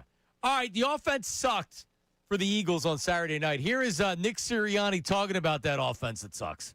Obviously, wanted to put a better performance out there on all parts right there. We had 40 plays of offense and, kept the defense on the field too many times. So, not converting on third down, so that's everybody. It's just not the quarterbacks. But, they got the ball in their hands and, we'll go watch all the tape, see what happened. There's things that you see on the field and you say, okay, this is the issue here. And then there's sometimes you don't know. So, what happened in the heat of the battle. So we'll go back, look at the tape. But, we want a better performance altogether by the offense.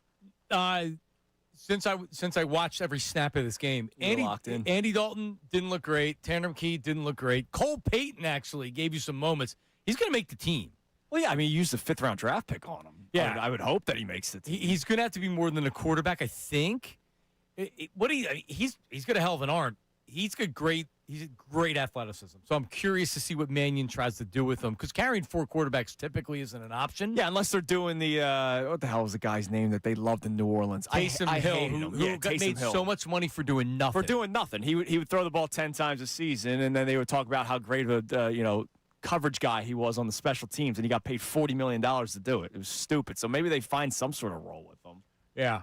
Tanner McKee, I think Andy Dalton's going to be your backup quarterback. Well, so when they first signed him, I remember people were like, oh, okay, 3rd-string quarterback. I'm like, if I'm Andy Dalton, I don't know if I'm signing with a team to be the 3rd-string quarterback unless it's a Jameis Winston situation where it's like, look, I'm here for the vibes. I'm here to help grow the young quarterback. Jalen Hurts isn't looking to grow, right? Like, Jalen Hurts is already more accomplished than Andy Dalton has ever been.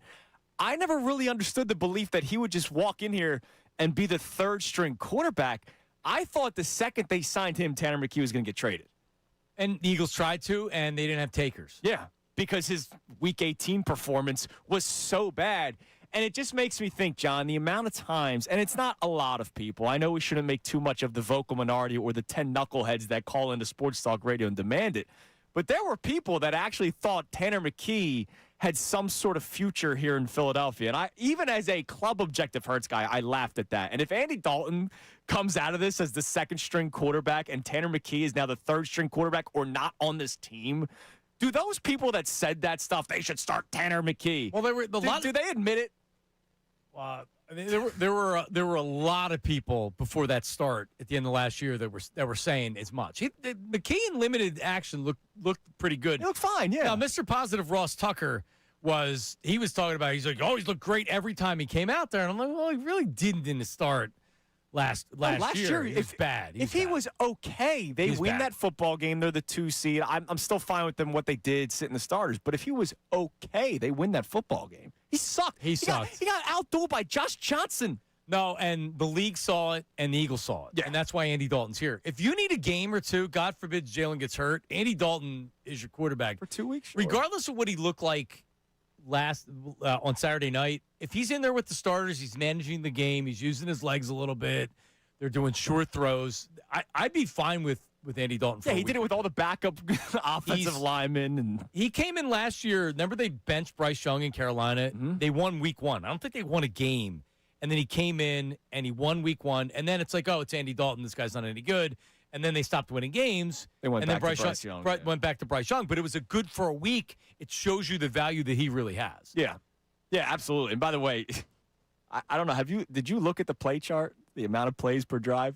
No. So you heard him say what? How many plays offensively did they run? 40? Here are the drives. A lot of 3 and outs. 3 plays, 3 yards, punt. 3 plays, 4 yards, punt. 3 plays, 5 yards, punt.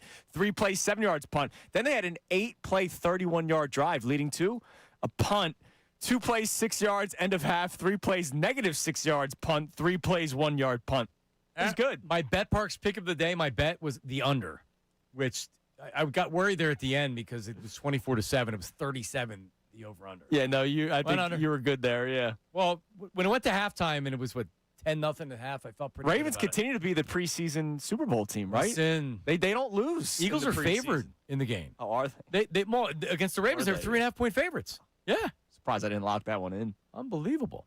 All right, people want to check in the first day of Marks and Salciunas. I am John Marks. He is Angie Salciunas. Hello. This is the new show every Monday through Friday at 6 a.m. Let's go to Jeff in D.C. My buddy Jeffy. What's up, bud? Johnny Marks, what's going on, baby? What's up, Jeff? How you doing? Good. Hey, Tunis, I want you to know, after my wife met you, I meant to tell you this. She said, boy, he's cute. Oh, after she met you. Nice. Look, I mean, I'm doing pretty well in that department. I appreciate the kindness. By the way, I love your photo of the LeBron James jersey that you were rocking. Yo, bro, I'm so excited. I ordered 2 more. I got 2 more. Do you know he ordered one before they signed him? Man. Like 3 weeks before they signed him, he ordered a LeBron jersey. That's something. I manifested. I'm taking full credit for it. I manifested it into existence. I'm taking full credit. I want to talk a little bit about. I retweeted a picture yesterday, and John, I think you like this. That about comparing Peyton Manning's first few seasons to Jalen Hurts' first few seasons. Yep. Same number of seasons. The numbers are exactly the same, and I think people. I'm not gonna say I don't get it because Jalen doesn't do the flashy thing, but you know what? He is an elite winner.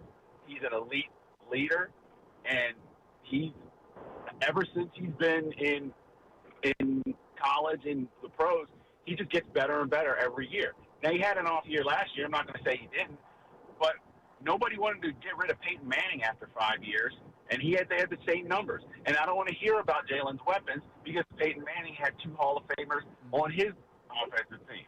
So people got to chill and wait and look and see what happens this year. I mean, for crying out loud, the guy already has a Super Bowl. He's had Super Bowl MVP. If he wins another Super Bowl, he's going to the Hall of Fame. If he wins a Super Bowl this year, he's in the Hall of Fame, period. And people aren't going to want to hear that. And I don't care how he wins it. If we win the Super Bowl 11-4 because the defense wins the game, Jalen Hurts is going to the Hall of Fame, period. And people are going to be pissed about it, and it doesn't matter because my quarterback wins and your quarterback looks great throwing the ball during the regular season or running the ball during the regular season or Marion Haley Stansfield during the off season or or not playing because his ankle is broken during the regular season. In Joe Burrow's case, all those guys are great during the regular season. My guy wins Super Bowl. But I'll take that every time. You know what else they get, Jeff? And good to talk to you, buddy.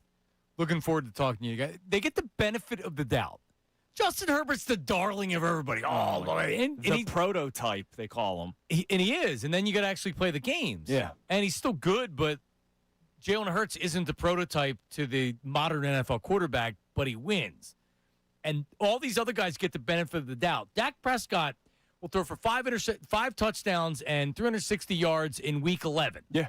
And he'll be celebrating like they won the Super Bowl. And then when it's all said and done, we know they're not going to be in the Super Bowl. We know they're not going to be in the NFC Championship They might game. not make the playoffs some years. We know that. We already know that. With Jalen, it's different. And it doesn't look pretty sometimes. There's no doubt about it. But at what point do you just say it works? No, it works. You should just say it works. But the thing is, the reason why he's so amazing to talk about is I hate those kinds of comments from Jeff. Oh, just like Peyton Manning? He's not Peyton Manning.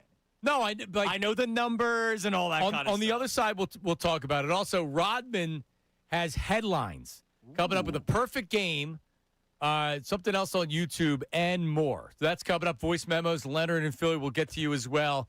And Zangaro's coming up at 8 o'clock to talk about that preseason game. Dave Zangaro of NBC Sports Philadelphia. Marks and Salciunas, 97.5. And this is Andrew Salciunas. Let's be honest, shopping for an engagement ring can feel a whole lot like shopping for a used car. You walk in, you're not sure who to trust, there's a ton of pressure, and you're left wondering if you're actually getting what you paid for, or did you just fall for a really good sales pitch? And if you're like me, you don't even know what good jewelry is, right? Like, this is the only, for YouTube, this is the only thing I'm wearing, jewelry-wise, is my wedding ring. And honestly, half the time I forget to put it back on in the morning. And so I'm not a big jewelry guy. That's why more and more people are heading to Family Company Jewelers on Route 70 in Marlton, New Jersey, because they are changing the way people are buying jewelry. They're making it simple. They're making it honest, pressure-free, no sales commissions, no upselling, no games, just real transparent pricing. By the way, I like all those things, especially simple, because if it's simple, it's for me. In fact, every engagement ring, you want to talk about transparent pricing, every piece of jewelry in their showcases has the price clearly listed, so you can browse comfortably, ask questions, and actually enjoy the process of finding something meaningful. And you also know that when you walk in, you're not going to get a different price than what the person got about an hour earlier. They're not looking at you and going, look at this sucker. We can get a couple extra $100 out of this person. They're family-owned, family-run, and focused on doing right by every customer who walks through that door. So stop by their showroom, Route 70 in Marlton, New Jersey. You can always shop online at FamilyJewelers.com, but I suggest you to go in person because they are like family. It's in their name, but I've gone back now numerous times. Engagement rings, wedding bands, first anniversary, first Mother's Day gift. I've sent my own family members to Family Company Jewelers. The people at the showroom are fantastic. So check them out online, FamilyJewelers.com, but go to the showroom, Family Company Jewelers, South Jersey's diamond destination. Got something to say about Philly sports? Text us on the Davis Honda text.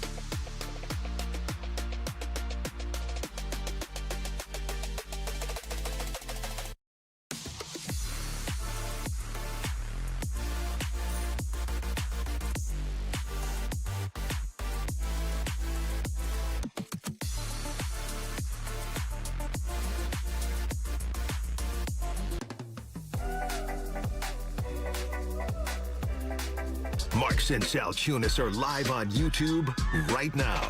Join the chat and give them your thoughts on today's topics. Here again is John and Andrew on 97.5 The Fanatic, YouTube, and the Fanatic app. Oh, yeah, that's us, John and Andrew. Marks and Salciunas, show number 1. We've made it almost halfway through. How about that? And Dave Zangaro will be the Stay first. right with you, son. Dave Zangaro, NBC Sports Philadelphia, Eagles personality, joins us at 8 o'clock to go over everything from the Eagles game. Might be a short interview if we're talking about just the game. There's plenty to break down, man. Braden Mann still looks like he's in the prime of his career. Some good punts. No, I want to know. 8 punts for 381 yards, man. He was booming them. He was. Dude, he was the team MVP last year. It's great that because the offense couldn't get more than 7 yards any single possession, so he had to bomb it to the other end of the field. Then the defense would do really good, and then the Eagles would get 3 points. Yep. And that's how they won football games last year. Braden Mann. The Ravens kicker, I don't even know his name, who ended up costing John Harbaugh his job because he missed that kick. Yes. Would have gotten them to the playoffs. He missed they sent him out there. He missed the first kick. Tyler Loop. That's him. Yeah. Not Aaron Loop. No, not Former Aaron Phillies Loop. reliever. Not Aaron Loop. All right, headlines with Rodman's coming up, but I want to get Leonard in here because I need to know where people stand on Club Hurts because I came from a show that was Club Hurts-centric, and you're objective Club Hurts, which worries me because I don't want to be objective Club Hurts. Rodman's probably objective Club Hurts. Yeah, I would say I'm more so objective. But Great. See, here's the problem. Got 3 fence straddlers. I've been deemed a hater of Jalen Hurts, and I don't think I'm a hater. I just call it like I see it. So listen, you let social media bully you because what you said was fine. What you said was absolutely fine.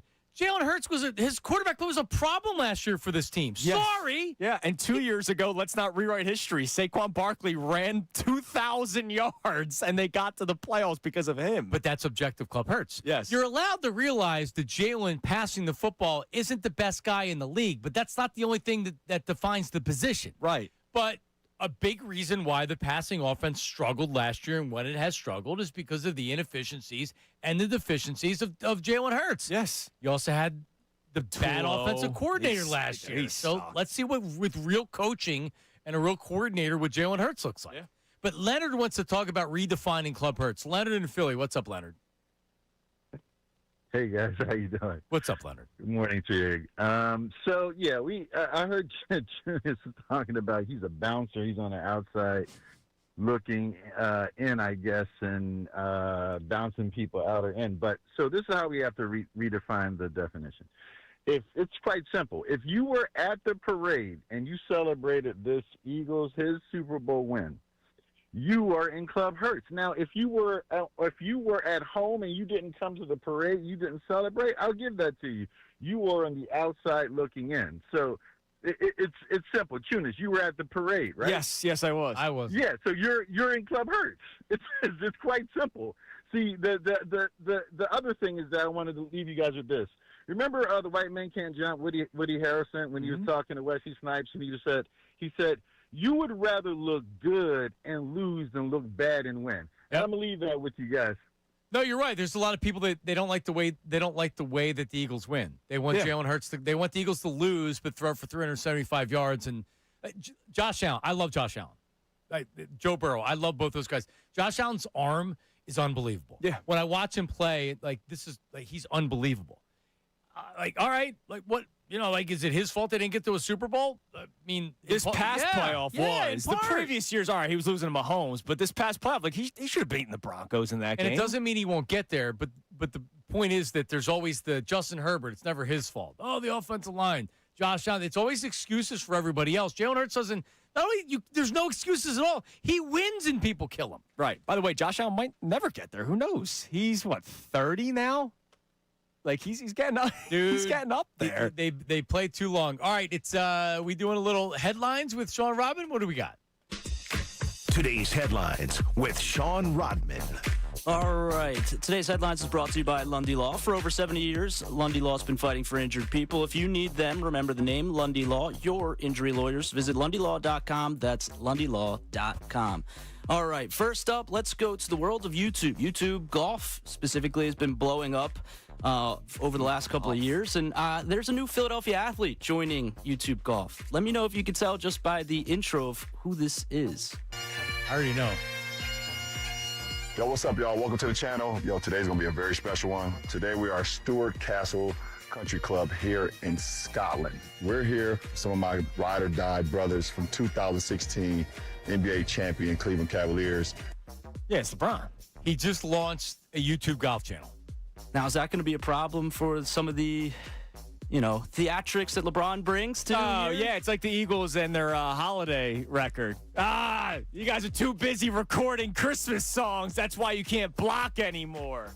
And I agreed with that. Yep, that's why. Because you can only you have to do football 24 hours a day. Only sleep and play football. By the way, we forget that they record that during the summer. It wasn't even during the season. Yeah, so LeBron's going to play a lot of golf. He's starting a YouTube channel because he's going to start branding himself as a golf player. Good for him. Yeah, just like everything else he does, it's going to be successful. He could have started any sort of channel, and he would have gotten views. He could have done He's a big golfer. Yeah, but he could have done baby products. These are the best baby products, and people would watch. Rodman, are you a golfer? I'm a golfer. I actually watched some of it. There's too much audio going on for me when they're. Do you watch golf on TV?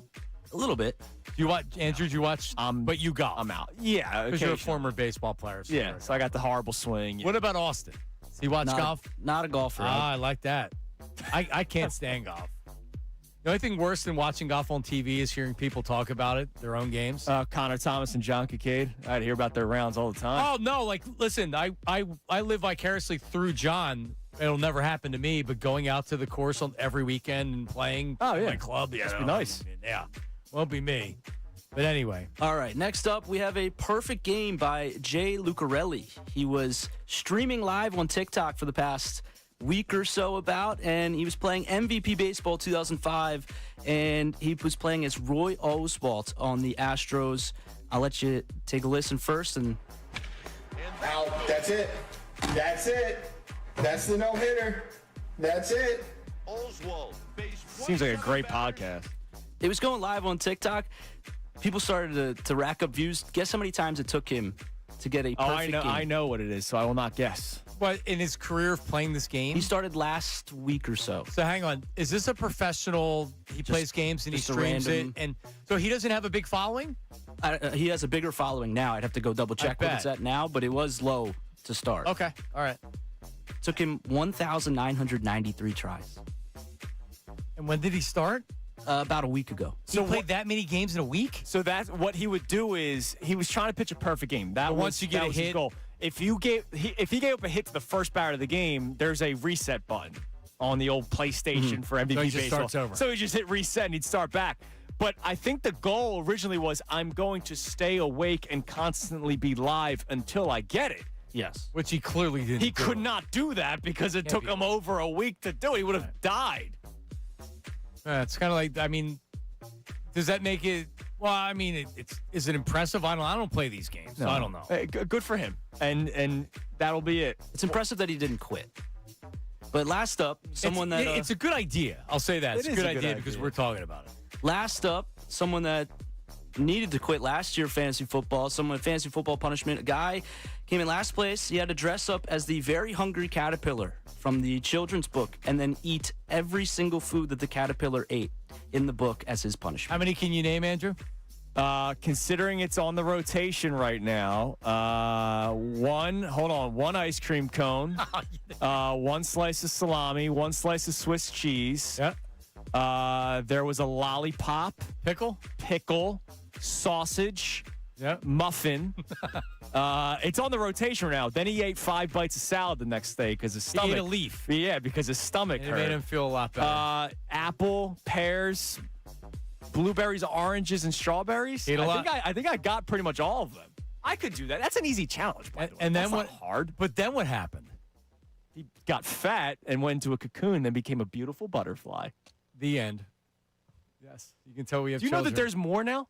There's now a Yes. breakfast edition where it's just breakfast food. So my cousin Elsie buys my kids for their birthdays or for whatever gift cards to Borders. Okay. To go buy books, which I love. So we actually went yesterday and we cashed in some gift cards and bought I always end up spending $100 more than we have in gift cards. Of course. They want every book. But yeah, so I was in the Borders yesterday. My 5-year-old is the one that, like I'm looking at the, more children's books with her. The other ones are reading real books now. So, whatever. All right, so coming up, first guest of the show. I was going to come out at 6 o'clock and say we were having Andy Reid on the show today to celebrate, but then I was like, all right, I don't want to. Andy Reid's coming up next, Andrew, followed by Chip Kelly, back to back. And then we're going to have the ghost of Buddy Ryan on after that. But before all of that, Dave Zangaro, NBC Sports Philadelphia. Dave does a great job. He's got a great podcast with Ruben, very popular. Great.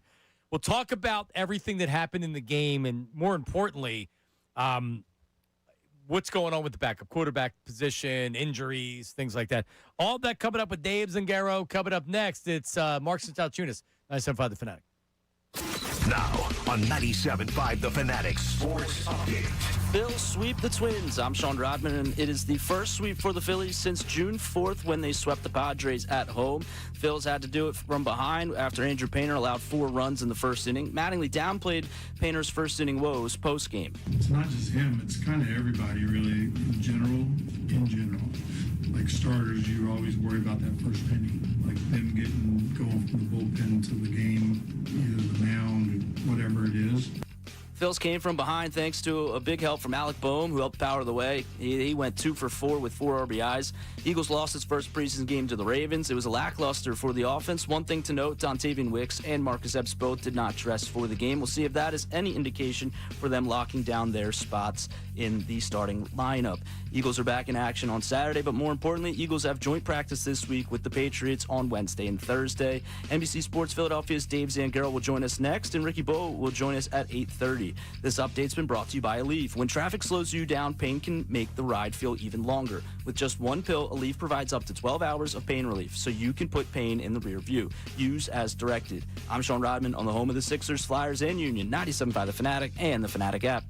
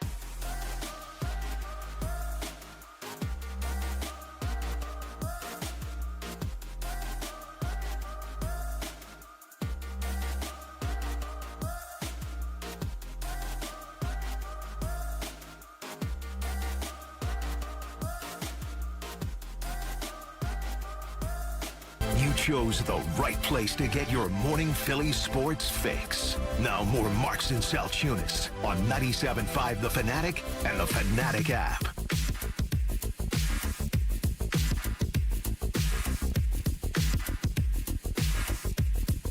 Hello. Hello. Whether you like it or not. I like that Sal hello. Oh, it's the best. Hello. Well, listen, Eagles, they lose. Andrew's ready to fire people already. Yeah. Unbelievable. Sean Mannion stinks. I'm already calling it. I don't think Mannion's going to be very good at all. But I hope they don't have a lot of injuries. No. May become an issue. But quarterback play not great. Lots to talk about with Dave Zungaro, NBC Sports Philadelphia, covers the Eagles, does a great job. And Dave knows this, but you may not know. He has a song. Oh, I've heard it. I was a big listener of Middays with Marks. So I don't remember when we brought him on. Here it is. Dave Zungaro. Dave.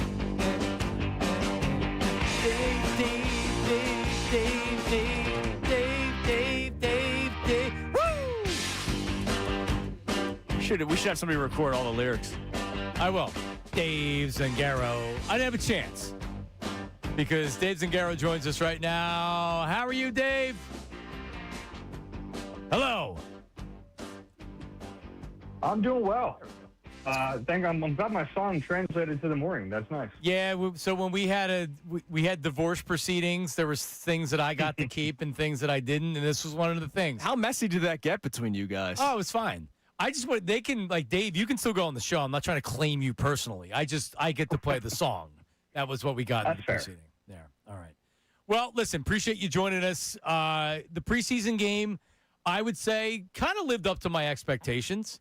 I didn't have high expectations, and I certainly was met with not high expectations, especially of that offense in the first half. And like anything stick out to you from what you saw in the first half with the starters and the quarterbacks and everything else? I mean, obviously it wasn't good. It's not a reason to panic, but if you have the choice that they're going to play well or poorly, you'd rather them play well. These are guys, some of them who are going to need to play this year. And we know the caveats, right? Like it was a vanilla offense, there are backups in there, but you're still allowed to execute. You're still allowed to not have penalties, all that stuff. So it wasn't a good performance, no matter how you look at it. But obviously not a reason to panic just yet. I thought the quarterbacks, especially, weren't very good, and that's still a battle, an ongoing battle, one that's kind of been a little hard to get a read on this whole summer. I didn't think either of them played very well. No, I actually, I don't know if I have a good read on it. I just believe Andy Dalton's going to be the backup quarterback. Do you think right now Andy Dalton will be the backup quarterback? I don't really know if anything can change that's going to happen in the preseason. Yeah, it's a good question because, I'll be honest, I haven't had a great read on it the whole summer. It's weird to me that both of these guys are here right now. I don't think that all four are going to be on the roster when the season starts. To me, that's just not a great allocation of resources to have four spots on a quarterback. Now, maybe they end up doing that. They've talked about how they'd be comfortable doing that. I'm just not really buying that. I actually think, early on in training camp, Andy Dalton was clearly ahead of Tanner McKee. You saw it every day on the field, and that makes sense. He's a veteran. He's been in this offense longer. But over the last week and a half or so, I think Tanner McKee has kind of caught up a little bit. I just see more arm talent with Tanner McKee. So, I think that McKee has at least closed the gap, maybe past Andy Dalton in practice. But I'm also not in the meeting room, so I don't know what they're seeing from him behind the scenes. So, right now I just did a 53 this morning, and I had Tanner McKee on it and Andy Dalton off that 53. It might come down to, if they're able to trade one of these guys, which one is it? Yeah, is that the move? Because they're not just going to cut one of those guys. You brought in Andy Dalton for respect, and Tanner McKee's been here for a while now. So is it just trade one of those two guys? Because they're not just going to move on from Cole Payton, right? No, I mean, especially not after what we saw on Saturday night. Cole Payton looks like he might be worth developing. So, and they just used a fifth-round pick on him. So, I think they would. That's the path to get the three quarterbacks, is to trade either Dalton or McKee. I don't know what the market would be for either of those guys, but there are going to be some teams out there looking for a backup. So I think that is a decently likely path. I think that is an outcome that is logical in this situation. I'm trying to think. To me, if a team decided like, hey, we really need another veteran quarterback, you might get something for Dalton just so you don't have to waive him. You get a late round pick. Does Tanner McKee have much value, especially if he doesn't play well in the preseason? Because maybe it's a developmental guy for a team, but I don't know. I think I'd rather have a 4th round pick than a Tanner McKee. Yeah, I think at this point you would have that because he's going to leave at the end of next season most likely anyway. So if you can get something back for him, you do that. But I agree with you about Dalton. There's a lot of years in the NFL, a lot of starts. The teams can look at that and say, oh, we need a veteran backup. He's someone we want. I don't think it'll be a great pick, but I could see it maybe being maybe a tad better than what they gave up for him. So maybe we're talking like a 6th round pick or some kind of a pick swap to get Andy Dalton in another uniform. That to me makes sense, and it feels like a Howie move, right? Like you trade for Andy Dalton in March, and then a few months later you get a little bit better value back, and you say he was valuable to us while he was here, but we trust Tanner McKee. I just think that makes a lot of sense. Dave Zingaro, Eagle Eye Podcast. You can find it wherever you get your podcast. Does a great job covering the Birds for NBC Sports Philadelphia. You see him on Birds Huddle and all those shows. So Cole Payton, that means he's going to make the team. What did you think of him, and what did you think of his performance so far in training camp? Has he impressed? He's been interesting in training camp. I think he's impressed, but he's also been a little reckless at times. The one thing I love about him as a rookie quarterback is he's not afraid to let it rip. As a result of that, he's thrown 5 interceptions in training camp. And he hasn't had that many reps. So he's just out there kind of winging it, which you appreciate in a way because here's a 5th round rookie from North Dakota State, and he's really confident and he's firing the football. I think the Eagles like that too. They just have to rein him in a little bit. He has to understand that in the NFL, a lot of those throwing windows are going to close quicker. But thank God for Cole Payton, right? I mean, if anyone watched that full game on Saturday, Cole Payton was like a breath of fresh air. He came in and he gave the offense some juice. He was running the ball. He was scrambling. He threw that touchdown. I know it wasn't a big body of work, but it was the most entertaining part of the game. And it's kind of what we've seen in practice a little bit. In practice, he can't run the ball, obviously, as much. So it was fun to see that element of his game on the field. And, when they drafted him, so much of the talk was about, hey, could they get this guy on the field as some sort of an extra player, that Taysom Hill role? And they haven't done any of that in training camp, but Saturday night was the first time where I remembered all that and thought, oh, maybe this could be a way that they use him at some point this season. Dave, usually defensively, Vic Fangio does play his starters, especially in that first preseason game. We did not really see that except for Jahad Campbell. So I guess a 2-parter for you. Why did Vic Fangio not play his starters this time around? And because Marcus Epps did not play, can we just say comfortably that he's your starting safety? Yeah, the interesting thing about Epps is, I did a players to watch for that first preseason game. And even though Epps is in a battle, I didn't put him on that list because I feel like we know what Marcus Epps is in this defense. We've seen it. We saw it last year. I really wanted to see Michael Carter, and I think they did too. I don't think this competition is over. I think Marcus Epps has the lead, and it would take, some pretty heavy lifting for Michael Carter to take that job from him, but I don't think it's over. And honestly, watching training camp, Epps has been solid. I haven't even thought about him in training camp, which for a safety isn't necessarily a bad thing. I think he's doing his job. I think he brings a level of stability to that defense. But I think Michael Carter has made more plays in training camp. So my view on it is I think they might have a higher ceiling as a defense with Michael Carter, but would they be willing to go through a bit of a learning curve earlier in the season with him, or would they rather just start the season with Marcus Epps, know what that high floor is going to be with really talented players around him? That's kind of what the decision is going to come down to. So do you expect to see a starter's going to play at all? Because I know the Cardinals played their starters in game 2, not game 1. Do you expect anybody to be out there? No.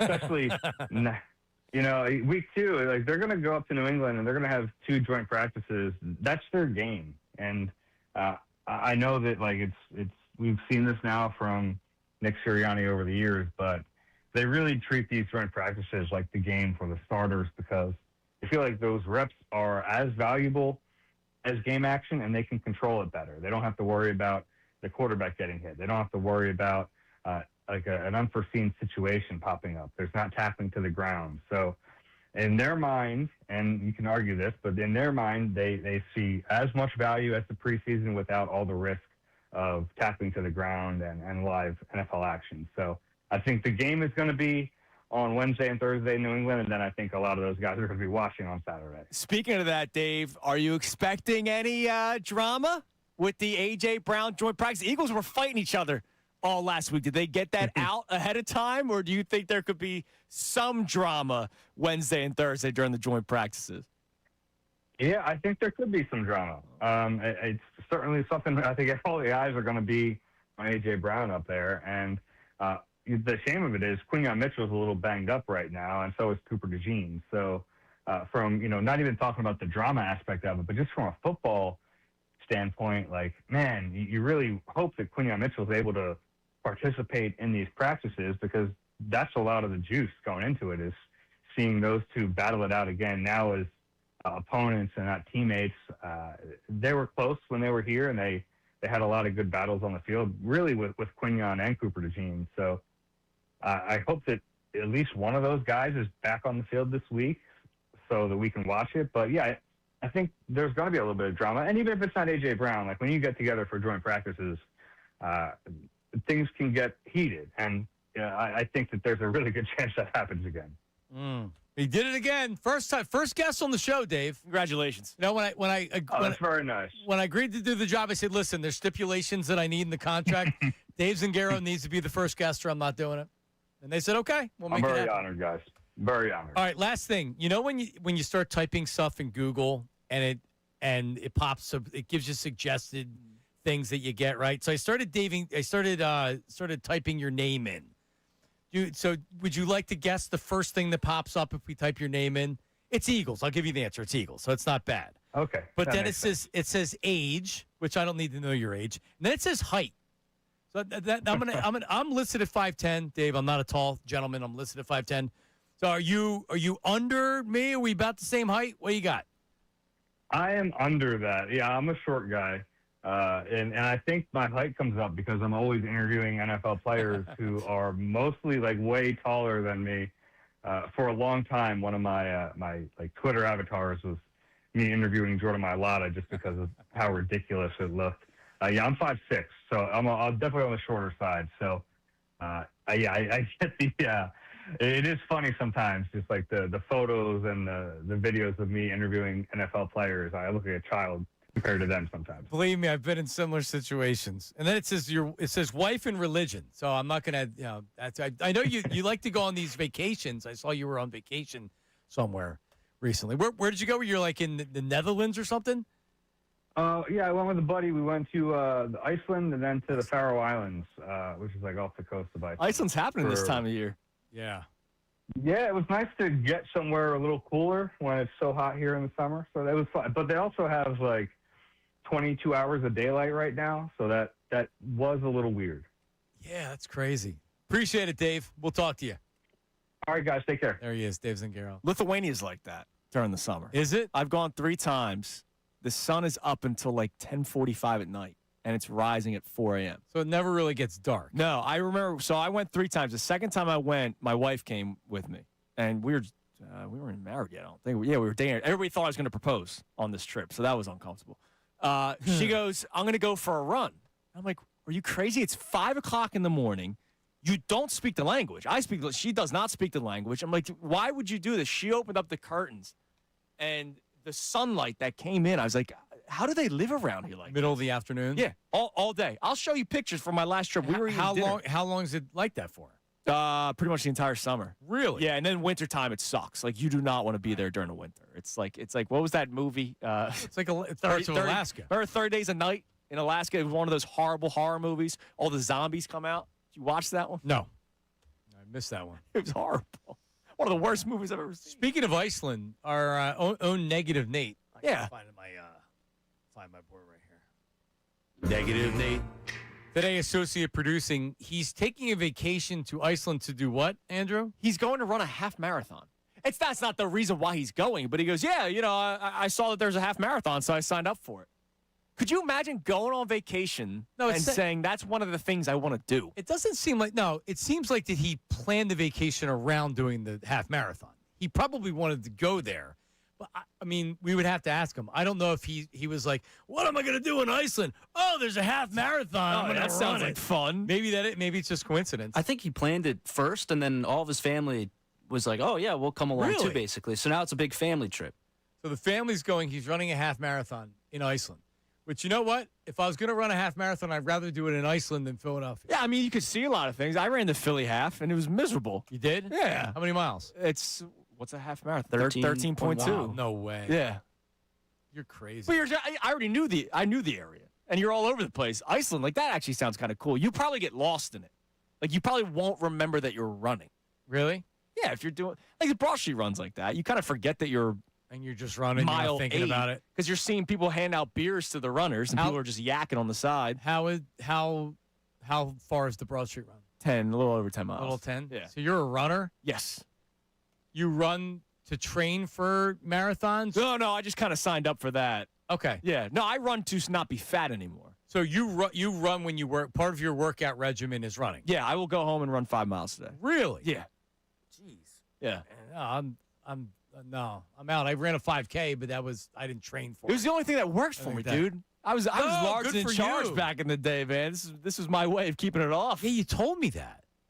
How old were you when you were overweight? Middle school. I weigh 20 pounds less now than I did in middle school. I wear clothes. I have a 2007 Memorial Day weekend baseball tournament shirt that I was wearing the other day. And someone was like, how do you still have that? I go, well, because I've noticed Rodman's put on some weight since I first met him. A little bit.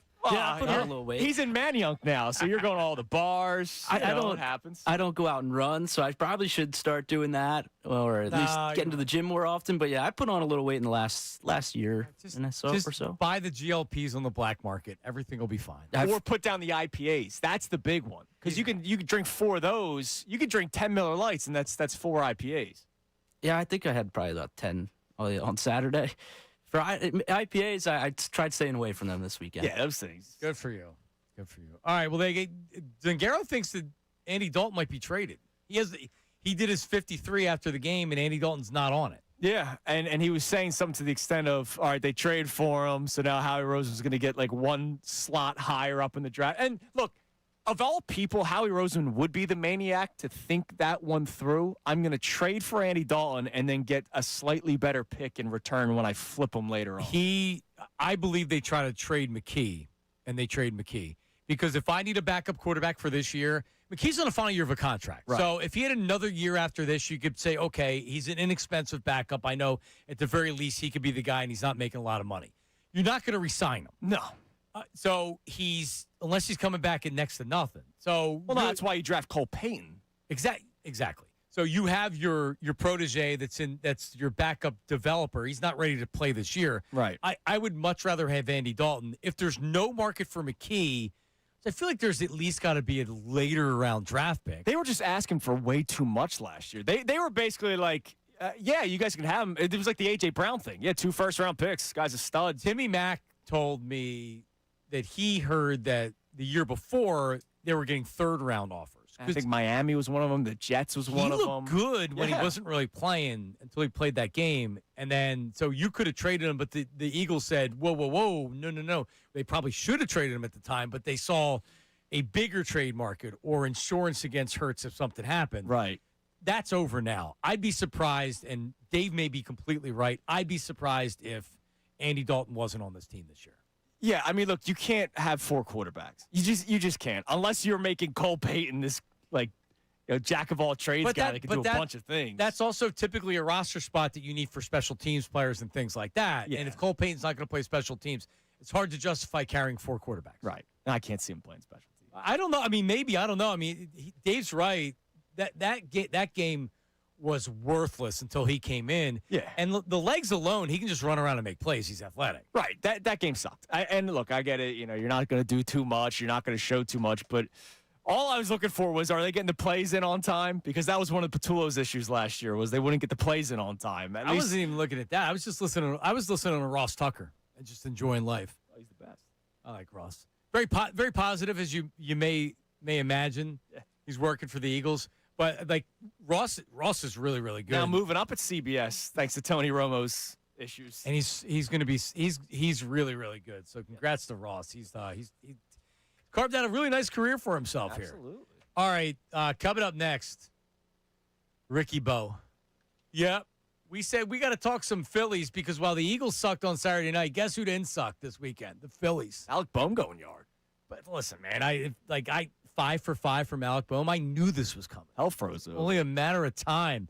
Their first sweep in 73 days. We discuss it with Ricky Bo next. Don't go anywhere. All right, before the season kicks off, everyone's making predictions, right? I think the Birds are going to win 15 games this year and go all the way to the big one. Who wins the division? Who makes the playoffs? Who's lifting the trophy at the end of the season? Well, on Kalshi, America's #1 prediction market platform, you can trade those predictions in a live market. So let's say that you think the Birds will win 11 games. All right, you're not even going as far as they're going to win the conference championship, win the big game. You just think they can win 11 games. Well, that right now has a 44% probability, which means if you put down $100 on that 44%, it would pay out $219. But what if you go up to 12 wins? That 12-win difference alone goes from a 44% probability to 31%, which means the higher payout. A $100 investment would pay out $308. If you do think that they will get to the big game, you're not ready to say that they'll win it just yet, but they'll win the conference championship. Right now, 11% probability. $100 would pay out $940. On Kalshi, you're trading against peers in a live market, meaning there's no house, and the probability could change. And as it changes, you can buy in and out of your position. Trade the draft pick, the game, and more on Kalshi. Just download the Kalshi app and use code FANATIC to get $10 when you trade $10. That's Kalshi, Kalshi. Trade on anything. You got to be 18 plus. Restrictions and eligibility requirements apply. Event contract trading involves risk and may not be suitable for all investors. Kalshi products are not available in all jurisdictions. Prices, values, and available markets may differ from those mentioned. For more information, see kalshi.com/regulatory. Now on 97.5 The Fanatic Sports Update. Phils sweep the Twins. I'm Sean Rodman. It is the first sweep for the Phils since June 4th against the Padres at home. Alec Bohm led the way on the offense, going 2 for 4 with 4 RBIs and a home run. Phils are back in action today in Miami tonight against the Marlins. Christopher Sanchez is scheduled to start for the Phils and Jansen Junk for the Marlins. First pitch is at 6:40. Eagles lost to the Ravens for their first preseason game on Saturday. The offense was a bit lackluster, but Andy Dalton did get the start for the Eagles. NBC Sports Philadelphia's Dave Zangaro joined us just a moment ago, and this is the gap between Dalton and McKee in his eyes. Early on in training camp, Andy Dalton was clearly ahead of Tanner McKee. You saw it every day. But over the last week and a half or so, I think Tanner McKee has kind of caught up a little bit. I think that McKee has at least closed the gap, maybe past Andy Dalton in practice. We'll keep you updated on that QB2 position battle. Eagles do have a joint practice this week with the Patriots on Wednesday and Thursday. This update's been brought to you by the YMCA. At the YMCA, your goals, your crew, your place. Make this year your strongest yet at the Y. Join today at ymca.org/nearme. I'm Sean Rodman on the home of the Sixers, Flyers, and Union, 97.5 The Fanatic and the Fanatic app.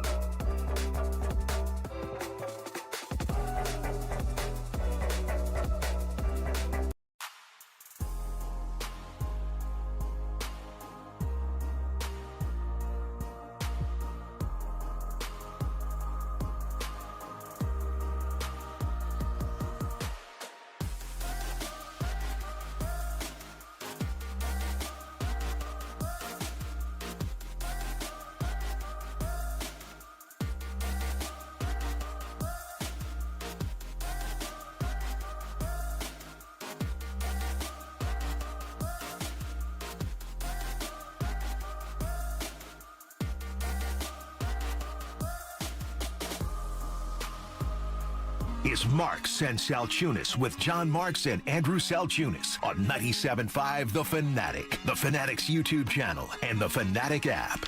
That's right. Day one of the new lineup. It is Marks and Salciunas. I am John Marks. He is Andrew Salciunas. Coming up at 10 o'clock, Brace and Dunne. Market veteran Sean Brace joins young upstart Ray Dunne. And Ray's already prepping in the back there. Of course he is. He's looking good. He's looking ready for the show. He posted the video of himself walking around town yesterday.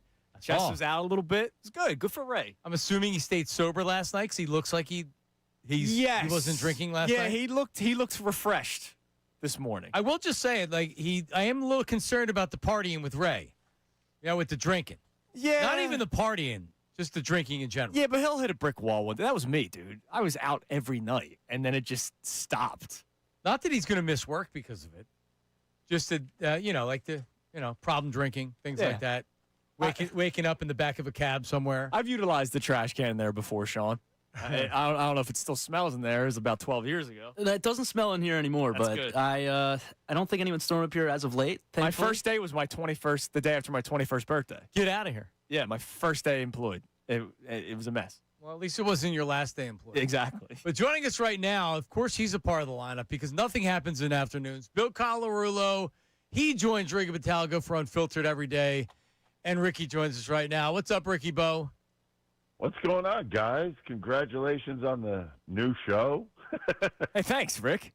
Thank you. Yeah, you're the only show that doesn't change. Yeah, exactly. So you're good. It is kind of strange. I mean, because we're so used to seeing you guys. It's kind of like a shuffleboard going on, and it should be interesting. Yeah, well, we're going to make you come on every week, especially during the Phillies season, because they're back, baby. The Phillies are back. A sweep over the Twins. What were your thoughts?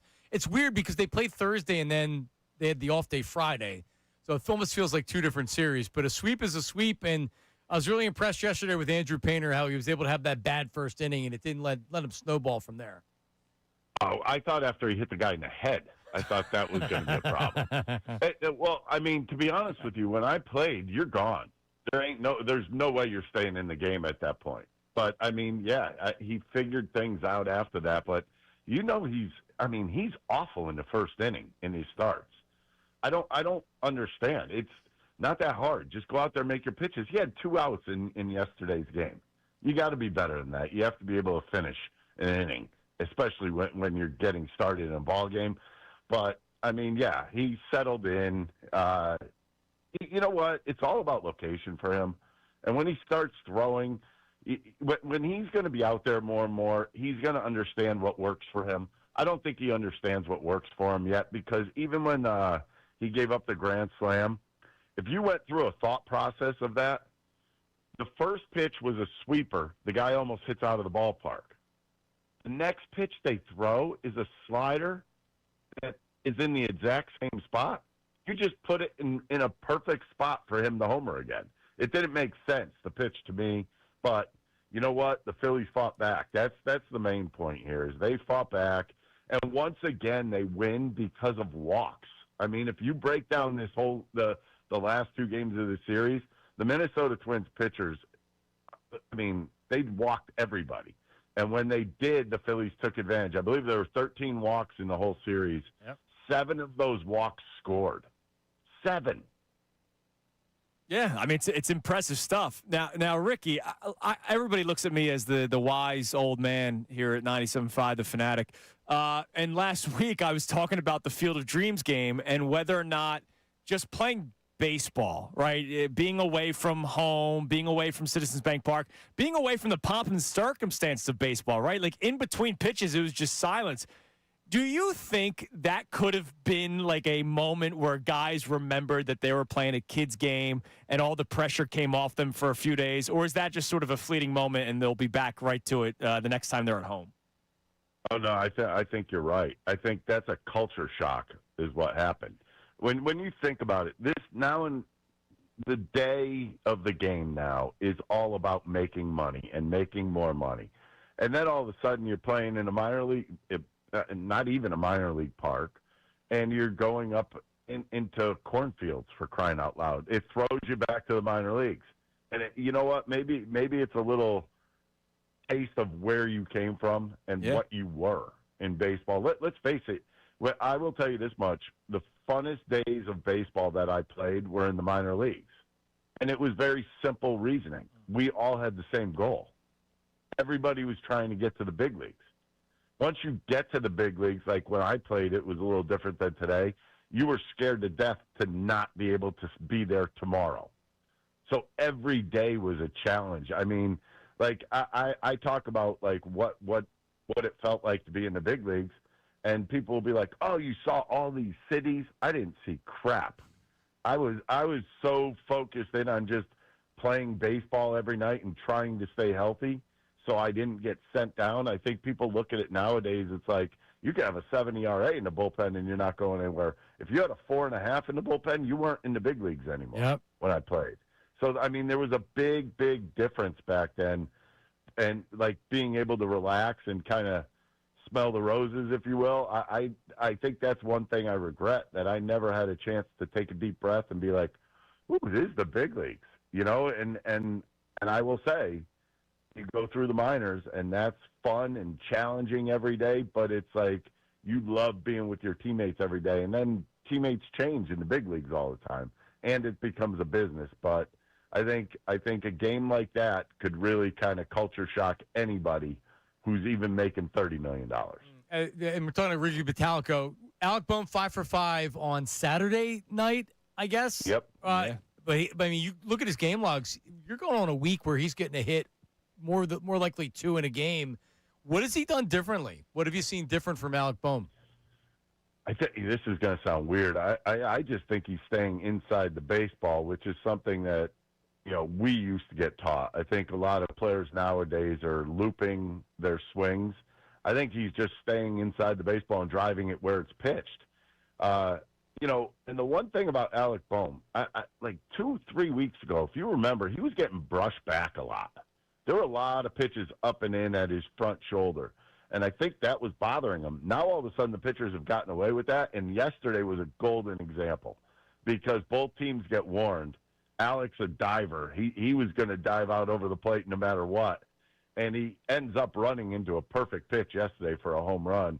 But, I mean, I just think it's always about when a hitter's in a slump, the one thing they're doing in their slumps is either it's a mechanical glitch or they're just missing good pitches to hit. If you notice Alec Bohm's at-bats, he gets at least one pitch that is center cut every time. I think it's just because of his height, or his strike zone is so big that he's going to get one that he can handle. And right now he's not missing any of them. So I think that's just the biggest thing. Ricky, let's go to your wheelhouse, that bullpen. If I take Duran and Bolin sort of off the table, who are the 3 guys where you feel, I'm not going to say supreme confidence in because I don't think we have supreme confidence in anybody else, but who are the 3 guys that you expect to be a real big part of this push for the playoffs in September, and then, of course, when you get to October, those guys coming out of the pen? Well, right now, who's pitching well is Meza. Yeah. I know a lot of people will look at it and say, it's Tim Meza. What is he bringing to the table? He does. The one thing about that is I don't know about, like, 7th, 8th inning all the time for Meza. I think he could be that backup guy that comes in for lefties if Rayleigh is overused, but I think Rayleigh's going to be a 7th, 8th inning guy. I think Bolin, obviously, as you just said. But guys after, I have no confidence in Alvarado because he just doesn't throw strikes. And I kind of still have to lean towards Kirkering, but that's 6-7. I don't want to see him in the 8th inning. 6-7. I just think he's one of those guys who the less pressure, the better right now. Oh, agreed, but they don't have anybody else. Well, you know what? They call that Blank Creek. You know what? Something should have been done at the trade deadline. Well, they thought they were getting this guy, Killian, but now he's injured. So Killian was a 4.5 ERA when he was. Oh, I know, but when he made that trade, Dombrowski was like, "All right, we're giving you this premium prospect to get a rise. You got to at least give us a middle reliever that'll help. Even if he pitched the 7th inning and he had a 4 ERA, it would help with what they have right now." Because I agree. I agree with that. And the other thing is, these freaking guys have got to start throwing the ball in the strike zone. And the reason why I say that is, you can go as far as yesterday. Everybody was good, and then Duran comes in and throws 33 pitches? Yep. I mean, that to me, and it's not, and I'm not getting on Duran because I think Duran has been the best of the best. But, I mean, for the most part, every single game, you see one of these guys. And what does it do nowadays? It knocks them down for 2 days. And you wonder why they don't have anybody that can pitch. Because guys like Alvarado go out there, get 2 outs on 6 pitches, and next thing you know, you look up, he's got 28, 29 pitches finishing out the inning. All right, real fast. Has Arise, you mentioned the walks, has Arise changed the lineup as far as, and they're being patient and taking advantage? Is there a dot to be connected between the two? I would say yes, but I, you can go back to a bunch of series where I think it was the Blue Jays series. The Blue Jays walked 11 guys. That's not, come on, that's just terrible pitching. You look at these 2 starters yesterday. I would fire that manager from the Twins, because if you go back to Saturday, you could tell that left-handed starter, he was done, and he leaves them in for 8 runs. Yeah. That guy's not trying to win jack. Nope. And then he did it again yesterday to Kramer, who was pitching great, but you saw him falling apart. I don't know if that's analytics versus manager, but the manager's got to be smarter than that. The manager blew that game last night for the Twins, not the pitching staff. But their pitchers, it's so weird because I talk a lot about last year and the year before, the game was really speeding up. We were seeing a lot of 2.5-hour games. That's gone again. Yeah. Because these guys suck and can't throw strikes. Hey, so eloquently put by Ricky Metallica. Hey, Ricky, by the way, we have somebody on our YouTube chat making a comment saying this guy sucks, talking about our guest. His name's Bill Colarulo on our YouTube chat. I was just going to ask you, Ricky. So today's National Foot Day. I don't know if Austin told me this. God. Like Foot Fetish Day? Correct. The host Rex Ryan Day? The host most likely to be a foot guy at the station, I think it's Colarulo. I can see it. He comes off as a little kinky to me. Do you agree? I think Brace. Well, okay, if it's not Brace, because he already admitted to being a foot guy. If it wasn't Brace, who's the next foot guy? He did? Yeah, he likes feet. It absolutely 100% has to be Colarulo. By the way, he probably sucks on his own toes. Oh, my God.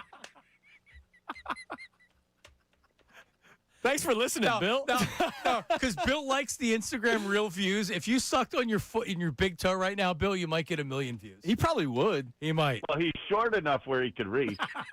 By the way, that's the greatest running bit right now is how short Bill Colarulo is. All the photoshops of him being so tiny, it's great. With me being the ventriloquist and he's my dummy, that is fantastic. Ricky, good stuff, man. We'll talk to you, too. Take it easy, guys. All right, there he is, Ricky Bo. Yep.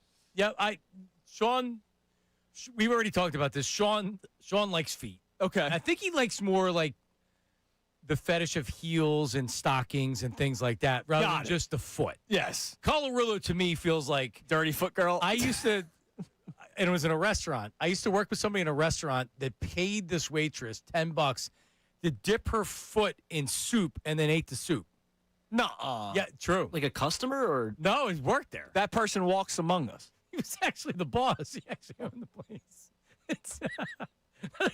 This is the 90s, so, better chance of that stuff happening then. Dude, Birds 4022 on our YouTube chat's calling Billy Colarulo Billy Toes now. I could see that's a good nickname, Billy Toes. Let me write it down. Would you agree? So I'll ask you the same question.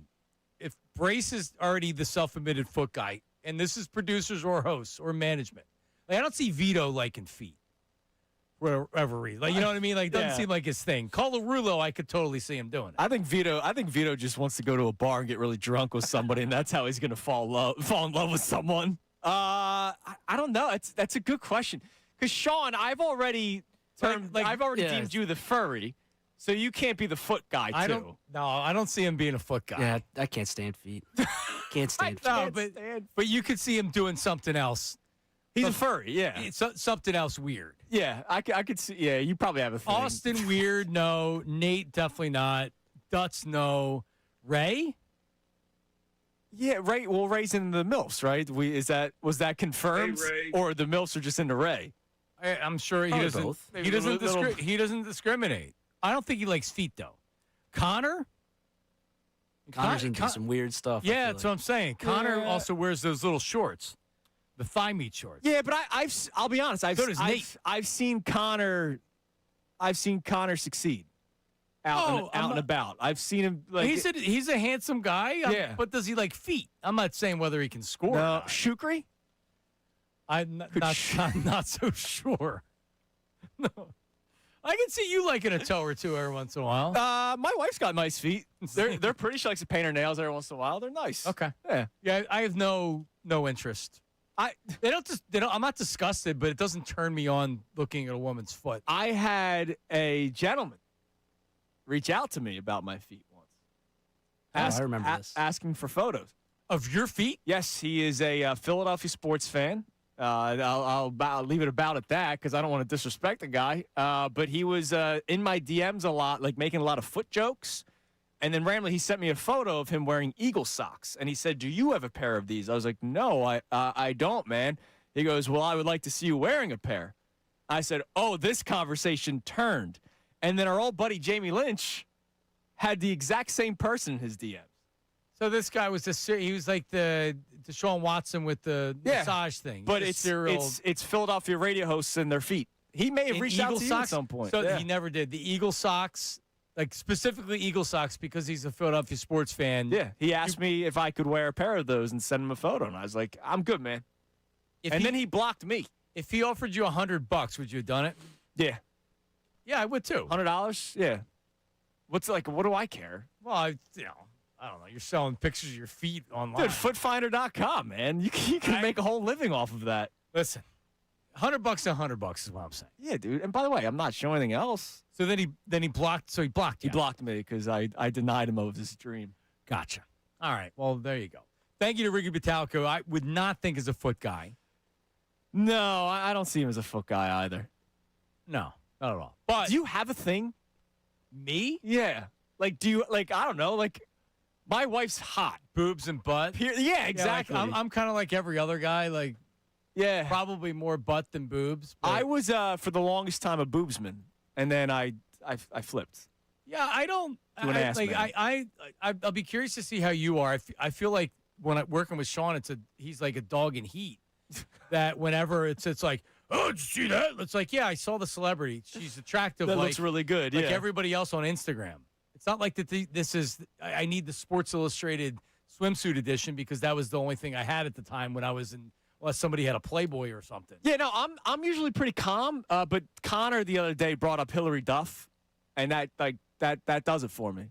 Hillary Duff. That's a 2% milk right there. Big fan. I could see Connor getting worked up over a foot, for sure. Definitely. I feel like Connor's a. I could also see if it moves. Really. I don't know. Wow. All right. Well, there you go. So one thing Ricky Bo talking about Andrew Painter, and I segue here from feet to Andrew Painter. I feel like, and tell me if you agree with this, Andrew. I feel like that Painter's been more fortunate than good, if that makes sense, because he hasn't been really good. No, he's done a good job of scattering hits and getting out, but he's not blowing guys away with his stuff. I also don't want to be that guy, but I'll be that guy. Baltimore, Washington. Baltimore back in the playoffs though. Sure. Washington, St. Louis playoff team, and Minnesota. I don't look at them as a real playoff team. I know they're in the mix right now in the American League, but it's not like he's come back against the Dodgers. National offense is good, but to your point, they're not playing the great teams to where it's not the same pressure when you're going out there. Well, you also faced them after they traded players away. If you're a player on the Nationals, the Nationals were averaging like 5 runs a game, and then they traded away some of their best players for no reason. Yeah, the guy that they traded the Yankees, they have 2 years of control left. But the point Ricky made about Painter, and I agree with it, he's really learning how to pitch. Yeah. He breezed through the minors just on his stuff. And it almost got him to the majors, but then he got hurt. And then after being hurt, he doesn't have the same stuff. Right. So he didn't have to rely on working on his secondary pitches or really learning how to pitch. He has very few innings above Double-A before he got sent down. Right. Or before last year after the injury. This isn't an experienced pitcher. He's actually learning on the fly how to pitch. He's got to learn how to pitch. I remember we had 2 guys like that, Velasquez and Pivetta. 2 guys that threw 98, 99. Pivetta had the nasty curveball. Velasquez had the good slider.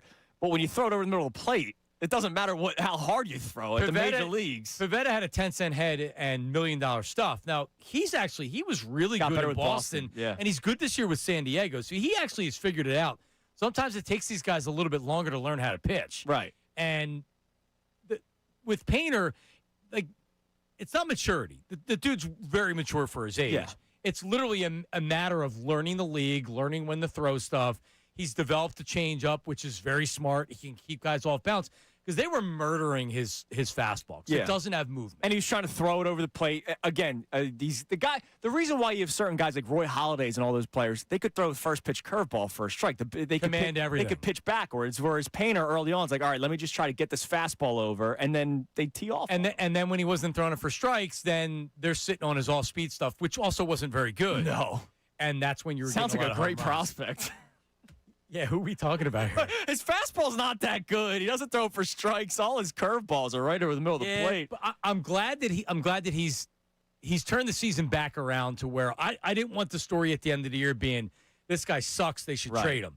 At the very least, he came back up and he's gotten a couple of wins. I'm still not going to feel great when he's pitching the playoffs, if he pitches. Definitely not. All right, so coming up, we're going to play the first edition of ChatGPT Feud. I'd love that. You against the Worm, Sean Rodman. Love that. It's Robert De Niro's birthday. Okay. So that's how we're gonna segue Has he had another into that. kid recently? He may have. He's 83. Happy birthday, Bobby D. Also, are the Phillies back? How are people feeling after the Phillies sweep? That's all next. It is the morning show with Marks and Salciunas. Don't go anywhere. Now on 97.5 The Fanatic Sports Update. Phils come from behind. I'm Sean Rodman. The Phillies went down 4-0 in the first inning, and then Mattingly talked about Andrew Painter able to bounce back after that rough first inning. It seemed like everything was up. Break ball up, change up. It kind of didn't really look like he was commanding the ball at that point. But really happy, really, with the way he responded after that. Because him getting through 5 is huge today. Alec Boehm helped lead the way for the offense. He went 2 for 4 with 4 RBIs and a home run. Phils are back in action tonight in Miami. Christopher Sanchez scheduled to start for the Phils and Jansen Junk for the Marlins. First pitch is at 6:40.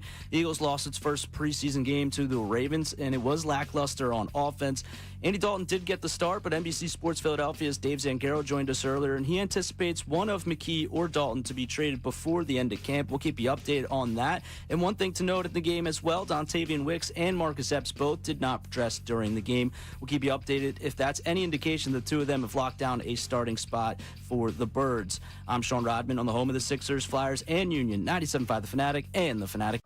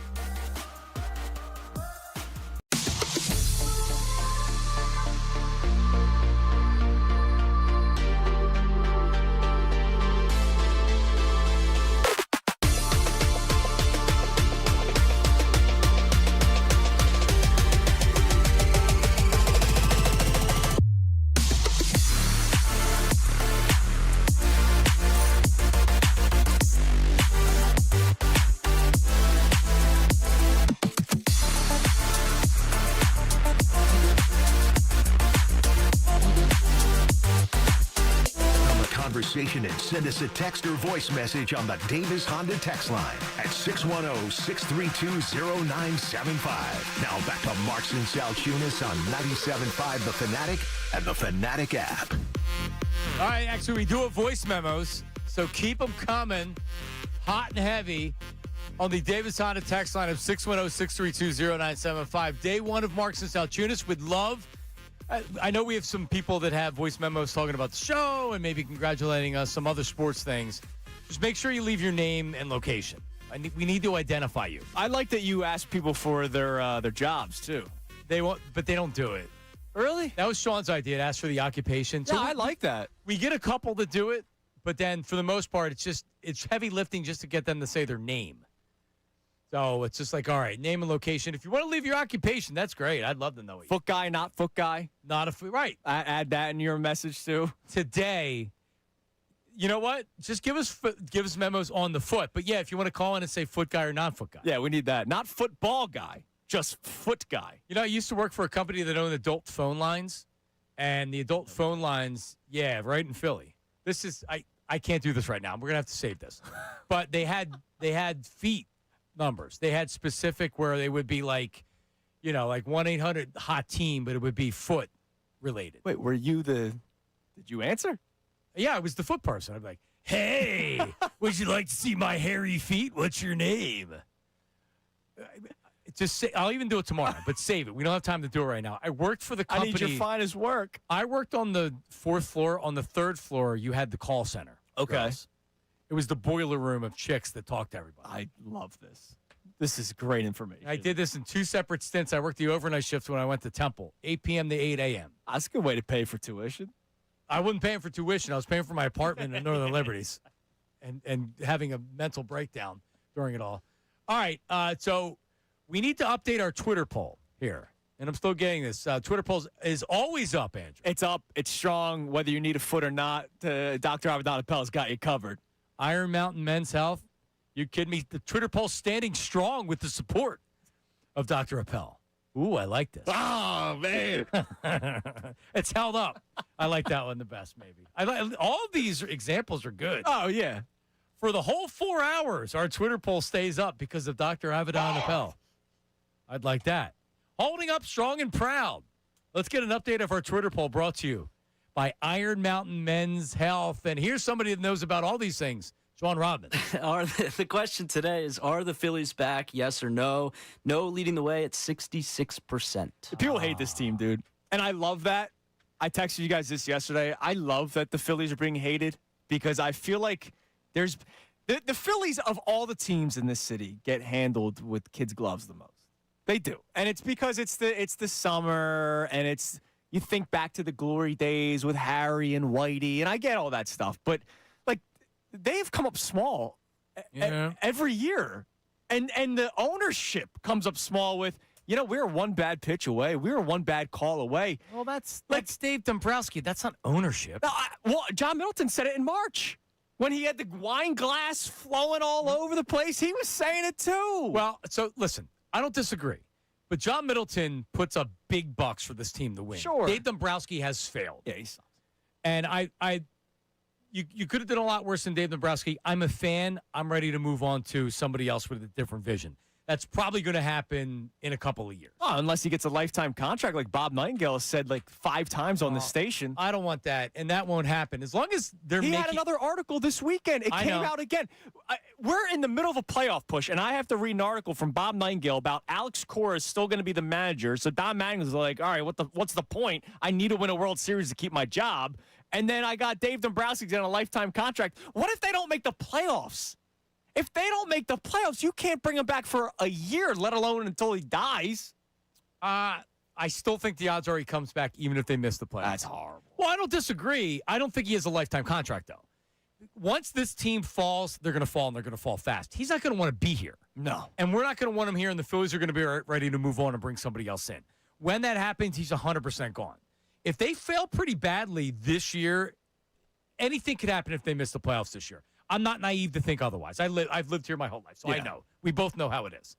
But it's interesting you bring up the whole thing that the team's finally getting hate. Like when Dombrowski when he had that press conference and he came out and he gave the content and he talked about they have a good club and all the other crap that he said, I right after I went back on the air, I said, you know what? Like, every executive in this city should watch exactly what Howie Roseman and the Eagles do. Yes. Pretty much with everything. Yeah. Howie Roseman would have came out and said, we were that close. I'm like, it's killing me that we were that close. I need to make a move to put us over the top. The urgency with the Eagles is always there. They know they're not going to win every year. It's impossible to win every year. But it doesn't mean that if the Eagles would have lost the way that the Phillies lost to the Dodgers last year, there would have been moves made in the offseason. There would have been a sense of urgency. There would have been fire under people's butts, and the owner would have instilled that. Howie Roseman would have instilled that. Instead, like you said, John Middleton's drinking wine, half drunk, and Dave Dombrowski are telling you everything's fine. Yeah, and that's what Crazy. they've been saying since they got eliminated from the playoffs. And John, I've said this 100 times. Like, if this was 2022 and they lost to the Dodgers in the first round, I'd say, yeah, they are a good club, and this is just the beginning of a nice long run. This is toward the end of the run. Like, you can't say, there's always next year or there's always 2 years from now when half your roster is 35, 36 years old. No, every year is all in. And that's the way it's got to be treated. What would Ruben Amaro have done in this offseason? He would have traded everybody and tried to get some star. He wouldn't have stood pat. No. I can tell you that. No. He wouldn't have had the same roster. Dombrowski going forward, because he's hell-bent on Bohm having this value, and he's not going to trade him unless he gets his value back, to where maybe the best move would have been for both parties for him to move on. Now he goes 5 for 5 on Saturday night, so maybe a bad example right now. Yeah. But you get my point. You didn't change the dynamic of this team. By the way, it's not just talent. Like, yeah, great, Alec Bowman 5 for 5. What happens in the first playoff game if he comes up small? He admitted nationally to the world when he spoke after one of the games last year that he was tight, and he gets tight in big moments.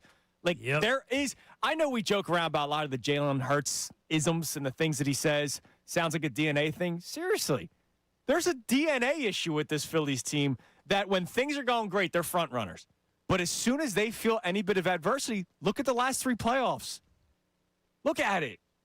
It's horrible. It's the same thing every single year. The same issues implode. It's either the bullpen or the bats go cold. Yeah. So, officially, are you in? Are you back? Are the Phillies back? The Phillies will make the playoffs, yes. So that's where I am, too. Yeah. I was concerned they weren't going to make the playoffs. I still thought it was a much better chance they were than they weren't. But Luzardo's been unbelievable. Yeah.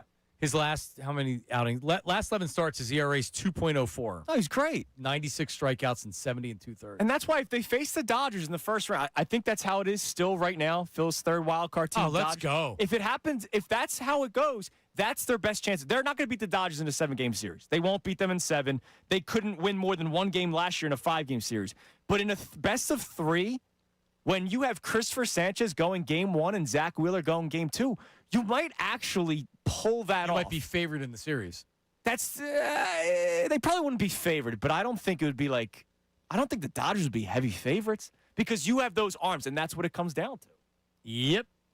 All right. Well, there you go. We'll get back into the Phillies as well, but it is Robert De Niro's 83rd birthday. Happy birthday, Rob. Are you a Bobby D guy?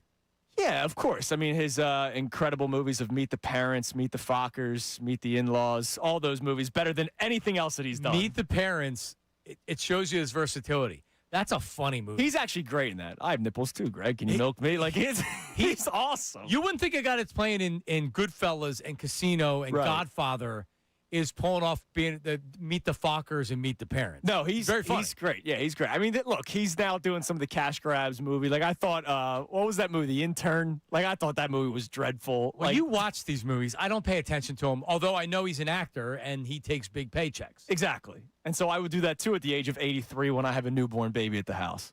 He must be in fun. Why keep working if you're that old and you have that much money? I know he was in tax. He had some tax issues before a while ago. Anyway. So what do we got here? I got a couple De Niro cuts. What's your favorite De Niro movie? Of all time? Goodfellas. Yeah, I would agree with you. Yeah. That's one of my favorite movies of all time. I loved the Taxi Driver. Like that was a really good movie. The one where they're in Vietnam. I mean, he's been in so – that's the thing. That's why he's one of the best actors of all time. Like you name a De Niro movie, not like the ones nowadays, but you name any of his movies like during a 10-year run from like the 70s and 80s, you're going, damn, that was a really – You're doing De Niro, Raging Bull. Yeah. Even Midnight Run, which was a comedy, is very, very funny. Yeah. Heat. Like he's in so many good movies. Yeah, Heat was a level below some of those other movies. It just drug on a little bit too long. But the robbery scene's unbelievable. Yeah, it's incredible. And Pacino stinks. I'm sorry. Great ass. Playing Pacino in every movie he's in. He doesn't stink, but Hey, Robert De Niro's better than Pacino because Pacino plays the same part. Exactly. De Niro plays different parts. All right, give me something from De Niro here. Do we have anything from Goodfellas with De Niro? You talking to me? It's not Goodfellas. Talking to me? Goodfellas? Well, then who the hell else are you talking? Talking to me? Well, I'm the only one here. That's from the Taxi Driver. Taxi Driver, which is a really, really odd movie. You don't have to do them. Not the music yet. Not the music yet. I'm confusing you, Robin. All right, because you use that music for the Chat GPT feud. This is where you can start fading it up. All right, so this will be Andrew against Rodman. There it is. Okay. So, you watch the Family Feud? Yes. Steve Harvey, in my opinion, is the best. I want to be on it. Like John Kincaid did Price is Right? Yes, not to his level of Price is Right, but I would love to be on Family Feud. The Salciunas family? Yeah, sure, I would do that. And who would be on the... Me, my wife. Right. I think my dad would be good at it. Sorry, Mom, you would suck at it. I'm a lot of in-laws, right? My father-in-law is a genius. Okay. And then probably, like, my brother-in-law is pretty smart with that kind of random stuff. See, you're looking to really win. Yeah. Oh, yeah, I would try to win. Yeah. All right, the Salciunas family. So this is like the Family Feud, except we don't ask 100 people. We ask ChatGPT. That's pretty much 100 people. Well, I mean, it's never right. But anyway, I asked ChatGPT of the last 40 years, oh my God, the top 10 actors of the last 40 years. Does Robert De Niro make that list? We're going to start with you. You just give me an actor you think made the top 10. Oh, so should I even say Robert De Niro? Because I will say Robert De Niro. Yes, Robert De Niro made the list. That is correct. Number 3. Okay. Robert De Niro. All right, we'll go to Rodman. I'll go Leonardo DiCaprio. Leo is 4. Good answer.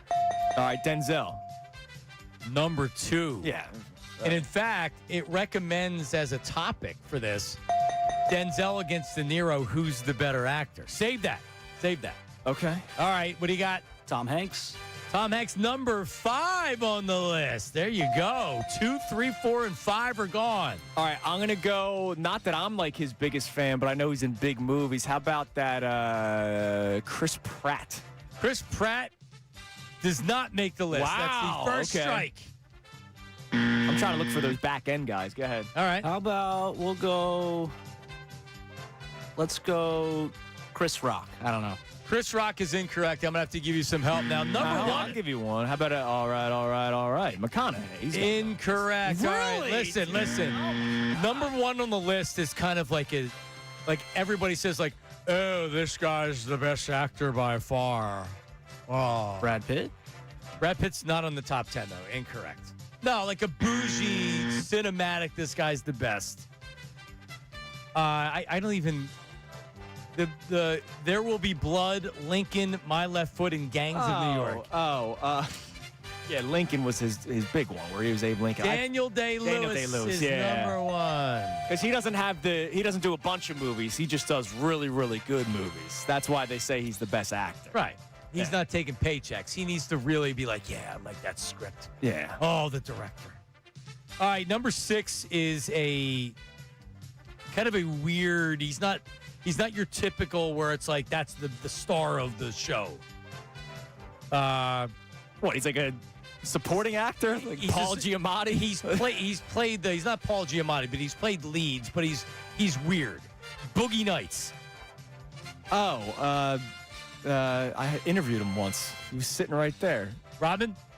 Are you talking about Patrick Warburton? That?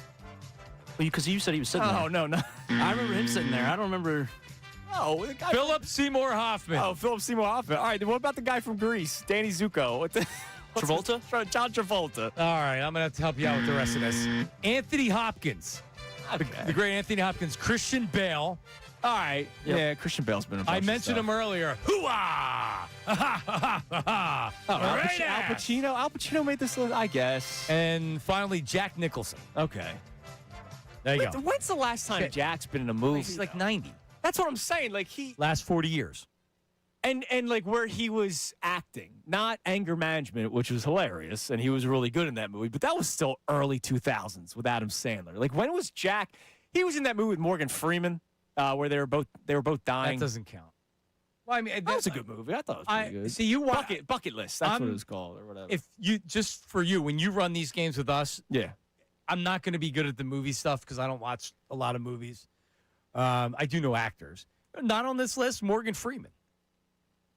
Not even in the top 20. Yeah, see, Morgan Freeman's a tremendous actor, unless people just think of his voice. Now, Henry 30,000 chimes in. Where's Joaquin Phoenix? Spot on. Joaquin Phoenix should be on the list. He's so weird that he's such a great actor. He made the top 15. Okay. Yeah, I mean, he's won multiple Oscars now. Ed Norton, Matt Damon, Brad Pitt, Sean Penn, Javier Bardem. I like Ed Norton. I don't know. Gary Oldman. Oh, I love Gary Oldman. All right, Denzel Washington, Robert De Niro. If you could only watch a movie from one of those two, who would it be? Denzel, because I think Denzel has. You were talking about how Robert De Niro could also be in comedy. Denzel can be in anything.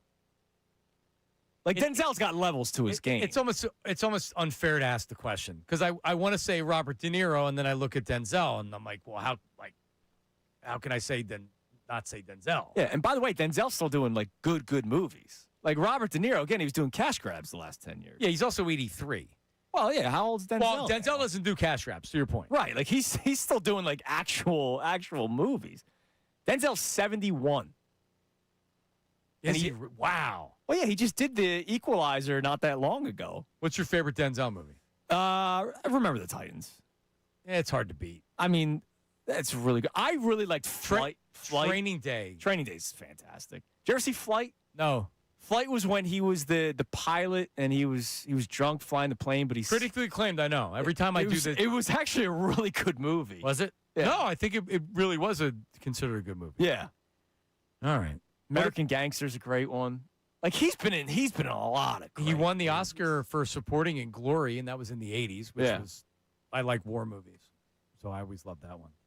All right, there you go. ChatGPT feud. Yeah, ChatGPT's always wrong. You're right. Yeah.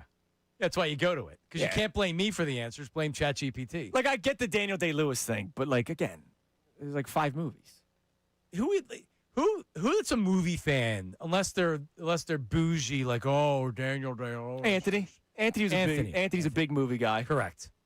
That was one of our biggest battles is I didn't know – like, I know a decent amount of movies, but Anthony was, like – that was his life. Right. Was movies. And then I would just sound like minor leagues trying to talk to him about it. Right. Because you like Adam Sandler. You were watching bad movies on purpose. Yeah, exactly. Right. Yeah, like 30 Days of Night. No, but it's also Face Off. Anthony also with cuisine was the same way, where it's just like okay, like I don't need I'll hit up an Olive Garden. I'm mostly Medigan. Yeah, DiGiorno. Like I'll eat that stuff. It's all it's all good. Aldi frozen pizza. I was talking to Austin about that last week. Aldi's got a great frozen pizza. Do they? I think it's the best frozen pizza you could get. Thin crust? They make it and then they just freeze it. Like it's their brand. And then they freeze it. Yeah. And you could get 5 Is it in a box or it's fresh and then they freeze it and you buy it in the they put it in a box, but then you take it out of the box to warm it up, obviously. Okay. But yeah, it's not like it's not the Red Baron. It's like their Mama own Celeste? something like that. And it's good? Yeah, I think it's Does that have a thin crust? Yes, I think it's pretty good with that in that department. Lots of cheese. Lots of cheese. Pepperoni. I'll make it one day. All right. I'll bring it in for you. Is it one of your go-tos? Yeah. Yeah, if I'm doing a frozen pizza night, it's Aldi. Yeah. Now, with the early shift, are you in charge of making dinner and things like that? Yeah, I'm just a better cook than my wife. Okay. Respectfully. So typically you would cook anyway. But, yeah. Because what I'm learning is that my wife is like, oh, you're going to have off all day. You can do this and this and this and this. And I'm like, whoa. I'm like, hang on a second. Yeah, no. And then you still have kids to take care of. Well, that's the problem today. It's not that once we get off at 10, it's like, all right, we got off at 10. I got 3 maniac kids that are ready to unleash on me as soon as I get home. Yeah, and then you feel bad because my wife's going to be back at school soon. She works at a school, so she's been off all summer. I feel bad getting home because they've been up since 6 o'clock in the morning and mommy. So then I get home, and as soon as I get home, it's like, here you go. Your turn. See ya. Yeah. That's my life. Alan in Villanova. Alan, good morning. How are you, buddy? Oh, what's up, Alan? Hey, good morning. Been a long time. How you doing? What's going on? All right. So about the Phillies, I pretty much agree with everything you guys are saying. The pitching staff will get you through a short series, but the whole team will not get you through a long series because the bullpen is still bad, and then the hitting, you can just fall off at any time. Inconsistent. Inconsistency. It's just I don't have anything creative to say on that. It's just so blank obvious that the inconsistency is going to come back to hurt him like it does every year. It's just it's frustrating because I love the team and I love going down there and everything is great except I'm sick and tired of getting disappointed. And being a lot older than you guys at 75, I certainly know more about it than you guys do. There you do. All right, Alan, appreciate it. I'm sorry, buddy. I love I'm older than you, so I know it more than you. Those are my favorite callers. Well, they suffered. If you're a Philly fan that's a lot older, like what year were you born? 93. Yeah, all right. So you were 15 when they won a World Series. That's pretty good. I was 4 when they won a World Series. I remember that. It's one of my first memories in life. I remember them going back and losing in 83. It was 10 years before they made the playoffs in 93 when you were born. Yeah. And then that was 1 year, and then they didn't make it again until 2007. Yeah, it sucked. There's been some bad now, days. There's been some good days, but it's been like a nice run in 08, 09, that era, and then a drought for almost 10. Like, how long was that drought? 10 years. 10 years. Yeah, 2012, Jesus. They didn't make the playoffs. They got back in 22. And look, as it stands, I know that we complain about this team left and right. You would take this over the drought any day of the week. Yeah. Like 10 years of and it was bad baseball. It wasn't they were missing the playoffs by a game or two. They were doing that at the beginning of the Harper era, but it was, Cameron Rupp, Tommy Joseph and company. It just didn't go well. I actually think tomorrow we can pay a little bit closer attention to it because you're right. There are a lot of people more than I ever remember in this run that are tired of it and just want something different. I'm not there yet. No, at all. I want to see changes. Yeah, I'm not comfortable, but I'm not content with where the Phillies are just making the playoffs. But they're not at a point where I don't care if they make the playoffs. Trade Harper, trade Turner. I'm not there yet. A lot of people are. Well, Turner maybe. Yeah, but not Turner's an easy one. All right, coming up. All right, so we're going to check in with voice memos, your phone calls, your text messages, including some foot people out there. Did Bill Colarulo admit over the text line he's got a foot fetish? We'll find out. It is Marks and Salciunas, 97.5. Now on 97.5 The Fanatic Sports Update. The Phils sweep the Twins. I'm Sean Rodman, and it's the first sweep for the Phillies since June 4th against the Padres. Alec Boehm led the way on offense, going 2 for 4 with 4 RBIs and a home run. Phils are back in action today in Miami tonight against the Marlins. Christopher Sanchez scheduled to start for the Phils, and Jansen Junk for the Marlins. First pitch is at 6:40. Eagles lost to the Ravens for the first preseason game. The offense was a bit lackluster, but Andy Dalton got the start over Tanner McKee. NBC Sports Philadelphia's Dave Zangaro joined us earlier today on the gap between Dalton and McKee. Early on in training camp, Andy Dalton was clearly ahead of Tanner McKee. You saw it every day. But over the last week and a half or so, I think Tanner McKee has kind of caught up a little bit. I think that McKee has at least closed the gap, maybe passed Andy Dalton in practice. We'll keep you updated on the quarterback 2 position battle. Eagles have joint practice this week with the Patriots on Wednesday and Thursday. And this update's been brought to you by Verizon Business. Verizon Business experts love small businesses, so they can come directly to you on your schedule with real expertise tailored to your needs. Make an appointment with a Verizon Business expert. Go to Verizon.com/book today. I'm Sean Rodman on the home of the Sixers, Flyers, and Union, 97.5 The Fanatic and the Fanatic app.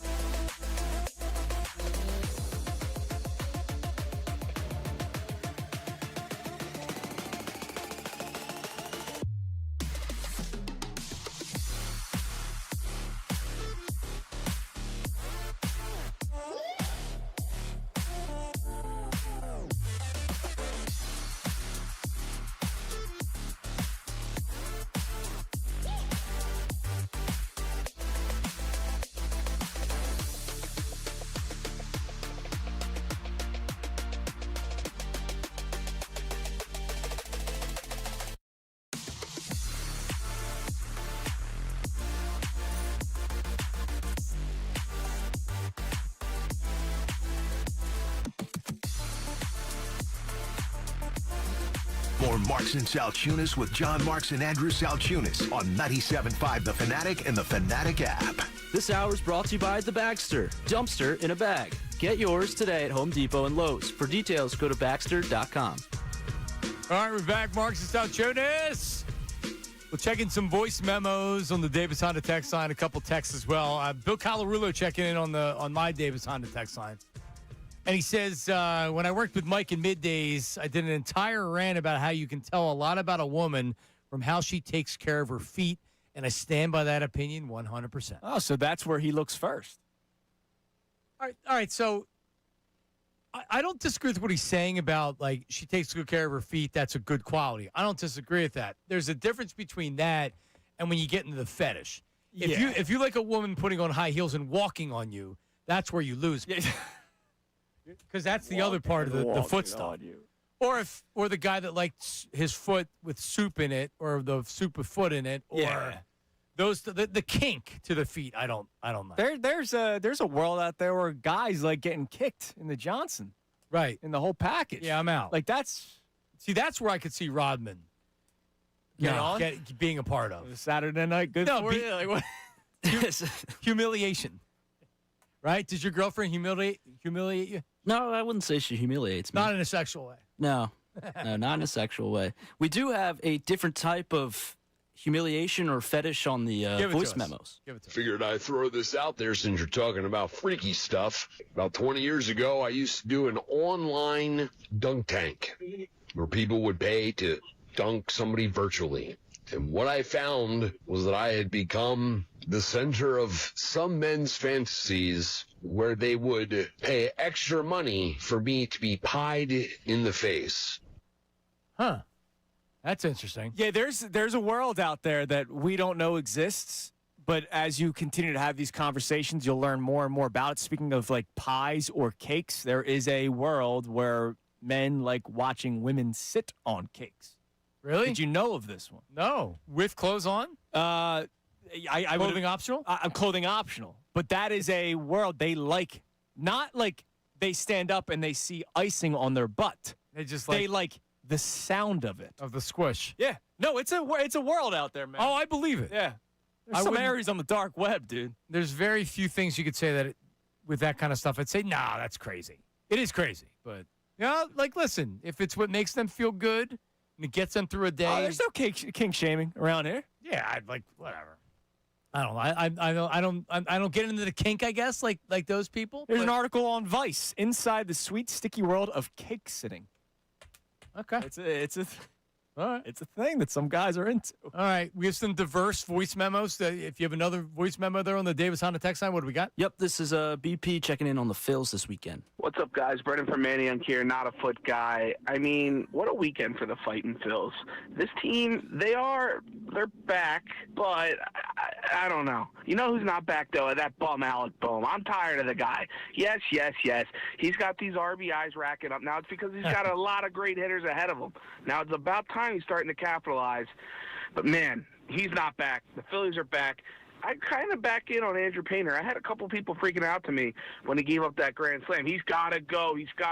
Yep. Guess what? He's got no value right now. You just got to hope this guy figures it out and learns how to pitch, like Ricky Bo was saying. He's got to learn how to play off that straight fastball and use these other weapons that he has in his arsenal. Phillies are back. Alec Bohm not back. Yeah, the Painter stuff with people that just want to automatically just trade him. Why? He doesn't have value anymore. Yeah, he's not getting you anything. You might as well see if he turns things around whenever they play baseball again after this year, whether it's next year or the year after. Yeah, he's a young, controllable, inexpensive pitcher. Maybe he regains some of it. Even if, let's just say now he's no better than a fourth starter, then he's a fourth starter not making any money. You know how much money your fourth starter makes right now? $25 million. Yeah, exactly. And at one point, your fifth starter, when they saw Taiwan Walker this year, was making a ton of money. Yeah. 18 a year. No, I mean, don't look. You'll get to know me more as we do the show. I hate prospects. I would ship every prospect to the moon if I could to trade for somebody that's played in Major League Baseball and has shown that they can do it.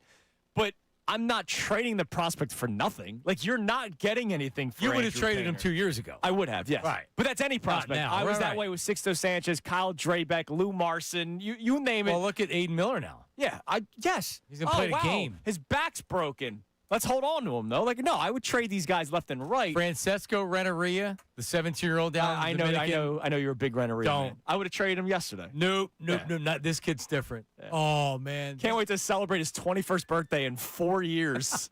That's what's crazy. Drinking some Presidentes in honor of Nick Castellanos. All right, more voice memos. What do we got? My lord, my liege. Well, if it ain't Johnny Marks, then the this. Morning to the early morning hours, Mr. Johnny Marks. Looking forward to an amazing show, and let's make it a nice long one. Yeah, I don't know the characters on your show just yet. We don't have many, but that guy won opening night tickets to the Sixers game before the Sixers signed LeBron. So remember when they were doing the voice memos for LeBron James, Rich Paul was getting them? We were like, all right, let's do – Connor had the idea. Let's do voice memos for LeBron. And Connor went on like almost a Game of Thrones-esque rant wanting LeBron. And I said, the only thing you were missing was the accent. And then that guy started leaving voice memos with that accent.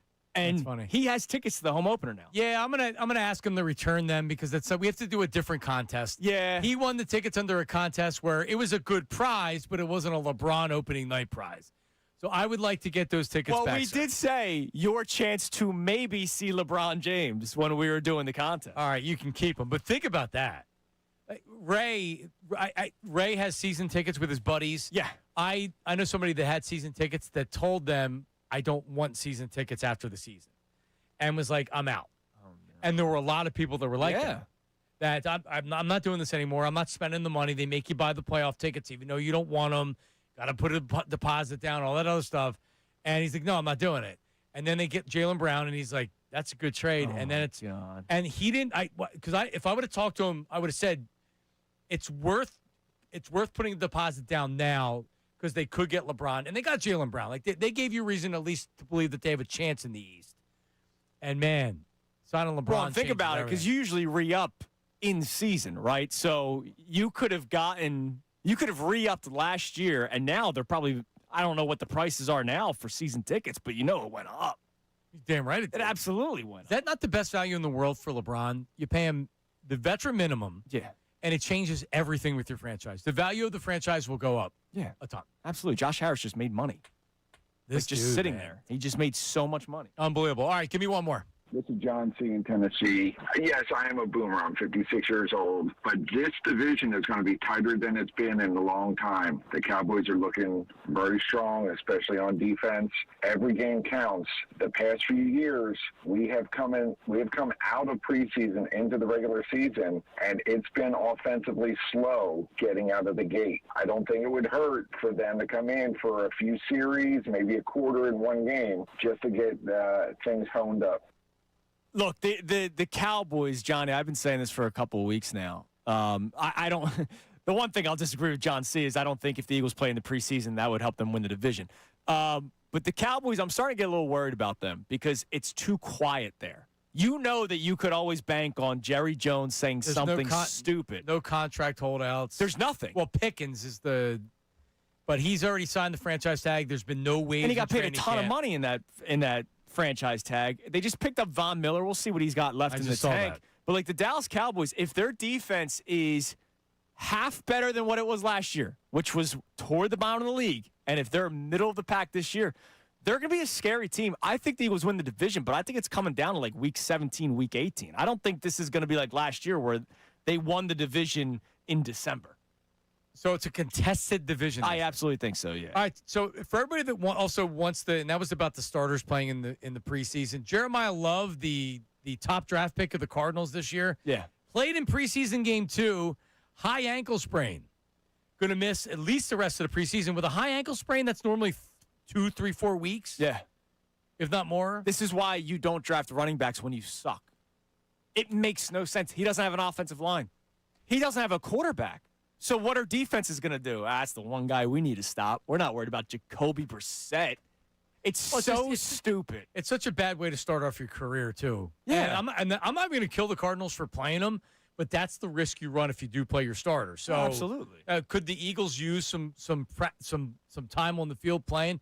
To me, it's not worth the risk for where this team is right now. No, that's why you have the joint practices this week. Wednesday and Thursday with the Patriots, and that's pretty much your preseason action for the starters. All right, coming up, Jeffrey Lurie's gold standard, and we'll look at the rest of the NFC East and what they've done so far on the preseason. It's Marks and Salciunas. Don't go anywhere. This is 90.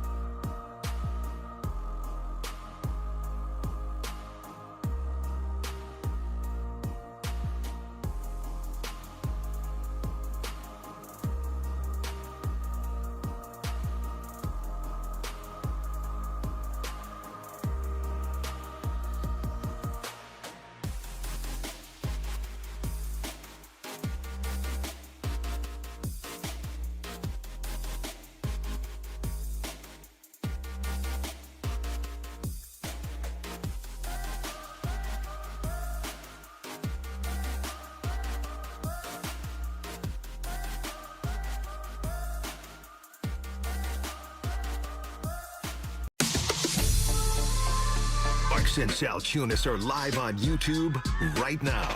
Join the chat and give them your thoughts on today's topics. Here again is John and Andrew on 97.5 The Fanatic, YouTube, and the Fanatic app. Yep. YouTube, Fanatic app, 97.5 FM, WP in Burlington, Philadelphia. YouTube whenever you want to. Andrew, if you want to find us, you can find us. Yeah. Goes with your eyes and your ears. I put on my bio on Twitter, not Jalen Guy or Nick Guy like you and Sean Brace have, but I put on my bio, listen and watch Marks and Salciunas every morning. I've never done the and watch in the bio. It reminds me I have to change my bio. Nick Sirianni Guy. That's kind of fake. Because you'll hate him in 2 weeks. I'll hate him in 3 seconds. Yeah, for sure. He doesn't do anything with the offense. I don't say that. I do. I hate his immaturity. I hate the nonsense that he does. Yeah. The yelling. This is for Frank. Remember that going on that I at the hated Colts that game? I don't hear you now, Chiefs fans.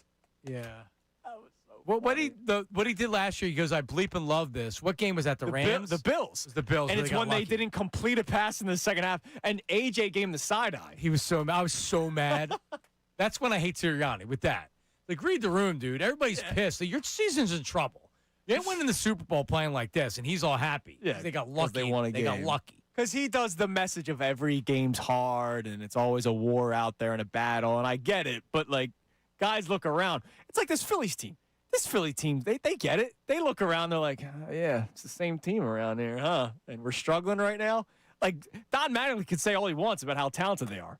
Dave Dombrowski can say good club all he wants. Well, I mean, Don Mattingly to that point is he's like, it's only the middle of August. Got to wait another month. Right? Like, there's no urgency. It's a with Don marathon, Mattingly. not a sprint. How many times have you heard that? Don's in his late 60s now, early mid 60s. Regardless, he's been playing professionally. He's been playing or coaching professionally for 40-some years. 65. Look at Larry Boa. Larry Boa, and he's the one with urgency because he's crazy. I love Larry Boa. Yes, that's why we love him. But he's in his 80s now. Yeah. He's got 60-plus years in the game, which is crazy. It is crazy. But Don, he's just kind of like, The one he should be in the Hall of Fame, right? Have you heard that one? See, did you have a signed poster of him? I did not. Because everybody did, apparently. No, I was not a Yankee fan. The Yankees weren't good, so I didn't really hate Don Mattingly, but he was definitely the sweet swinging first baseman. Yeah. It wasn't, you didn't have to have it be a power position, and he had decent power, not great power. But he's a borderline Hall of Famer, and with them putting everybody else in, that's what really cheapens it, is that guys that are probably borderline Hall of Famers are in the Hall of Fame, so that means all borderline Hall of Famers should be in the Hall of Fame. Like, Chase Utley, to me, is a borderline Hall of Famer. Scott Rowland is not a Hall of Famer, and he's in. And he's in, yeah. He's in. Craig Biggio. Like, he's a nice player. He's really good player. But there's a difference between Hall of Fame and Hall of really good. They have a lot of Hall of really good, players. You can never convince me Scott Rowland's a Hall of Famer. No, and I know how good he was defensively. If you look at the numbers offensively with Chase was an elite second baseman for a while. Right, but you look at the third or fourth pages now of Baseball Reference. Matt Breen, who does a great job writing for the Inquirer, but he used to cover the Phillies. I remember when he called in one day and he was like, dude, his base running metrics are one of the greatest of all time. And I'm like, I'm not saying I don't want Chase Utley in the Hall of Fame. I'm a Phillies fan. Good for him if he gets in the Hall of Fame. But I'm not basing my should this guy be in the Hall of Fame based off of base running metrics. No. If that's the case, then Bryce Harper shouldn't go to the Hall of Fame because he sucks at it. Rodman, how many times did Jimmy Rollins bat 300 in his career? I'm going to guess like 3 times. None. 0. Never. Really? Never. So it's hard for me, and I love Jimmy Rollins, and I don't want to have the conversation like I'm arguing for my own players not to be in the Hall of Fame. But if I'm talking about strict Hall of Fame, if you played a premium position and shortstop when Jimmy played it, that's when the best players were shortstops. Yeah. And Jimmy was right in that class, but he was an MVP. He's a champion. He was great defensively. All the intangibles are there for him. If you didn't bat 300 once in your career, man, you're in the Hall of Fame. Yeah, but look, I think he should be in it, but we know it more. Like a guy that covers the Dodgers all the way out west may not know that Jimmy Rollins was the vocal leader of this team and all that kind of stuff. Like by the way, is the most hits in franchise history. If you put Scott Rowland in, is Scott Rowland a better player than Jimmy Rollins? I don't think so. And that's not because he hated it here and all that kind of stuff. I look at Jimmy Rollins as the best all-around player between the two of them. I agree. Yeah, like the peak was peak year. He was an MVP. He won a championship. So did Rowland. 2020 club. Rowland was a really good player, and defensively, Mike Schmidt said he was the best defensive third baseman he's ever seen. That's saying something. He was a linebacker playing third base. The dude was unbelievable. I never thought I was watching a Hall of Famer. When you watch a Hall of Famer, you know a Hall of Famer. Right. I never felt like that with Scott Rowland, ever. Yeah, I agree with you. Roy Halladay, watching a Hall of Fame. Yeah. Right? You know when you're seeing a Hall of Famer. Zach Wheeler. Dude, Zach Wheeler looks watching like a Hall of Famer. Every single, I want to watch him pitch because I don't know how many more times we're going to be able to do that. He's that good. Aaron Noah. No. Not Wall of Famer. Oh, he will be. He's top 10 in almost every category for the Wall of Phillies, Famer. including home runs allowed. All right, so I don't know if you saw this over the weekend, but Josh Baez, who wasn't even their top prospect. No. So St. Louis Cardinals, he was their third best prospect. He's still a top 100 prospect in all of baseball, but more towards 100. I think he than was one. third or fourth in their farm Third. system. Yeah. MLB Pipeline, which is that your record that you use? Again, I would trade every prospect in the world, so pipe this. So I don't care. Would you guys agree, Robin? Would you agree if a player comes up for the first time in his major league career and gets a home run on his first at bat? That's pretty impressive. That's right? awesome. Yeah. That's like unbelievable. Like, that's so great. If he were to do it twice, it's like, hang on. First 2 at bats, he gets a home run in each at bat. That's nearly impossible to do.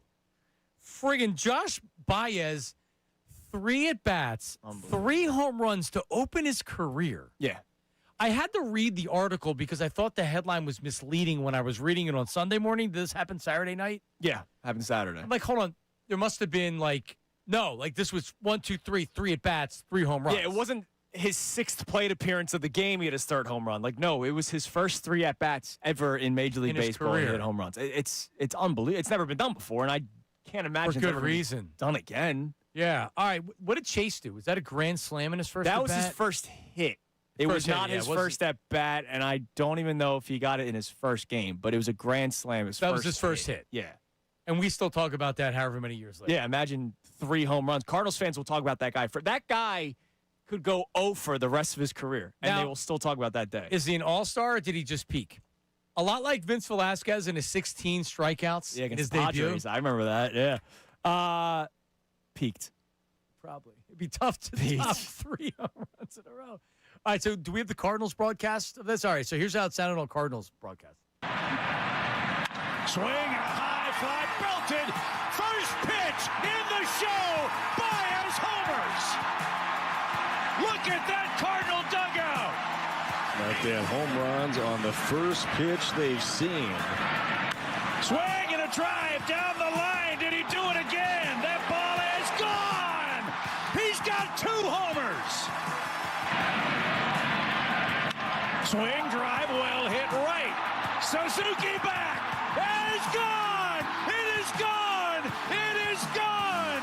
3 homers for Baez. Major League history at Wrigley Field. At Wrigley, too.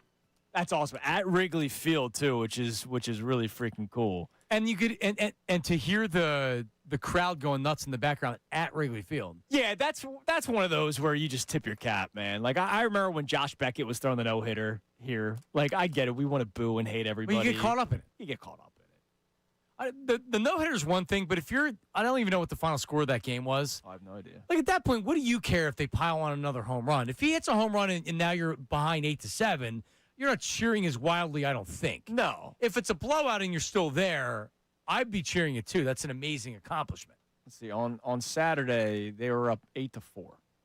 Yeah. Okay. He made them up. He made them go up 8-3. Cubs score on the bottom of the 8th. All right. The Cubs have been on an unbelievable run, so Yeah. you can lose a game. Yeah, you can watch a guy have history and hit 3 home runs in the same game. I wonder how much that ball would be worth. The third one. Something. It's got to be worth something. Oh, something. That's that's never been done before, ever. Were there 2 in a row to start a career? Maybe one, maybe a couple. I don't know about 2 in a row. I remember, I think it was JPR and Sebia, or was it Jared Saltamalakia? One of the catchers with the weird last names hit 2 home runs in their debut, but I don't even know if it was their first 2. Huh. All right. But yeah, 3 home runs to start. I mean, it might never happen again in our lifetime. No, I don't think it will. Really might not happen. You ever see a no-hitter live?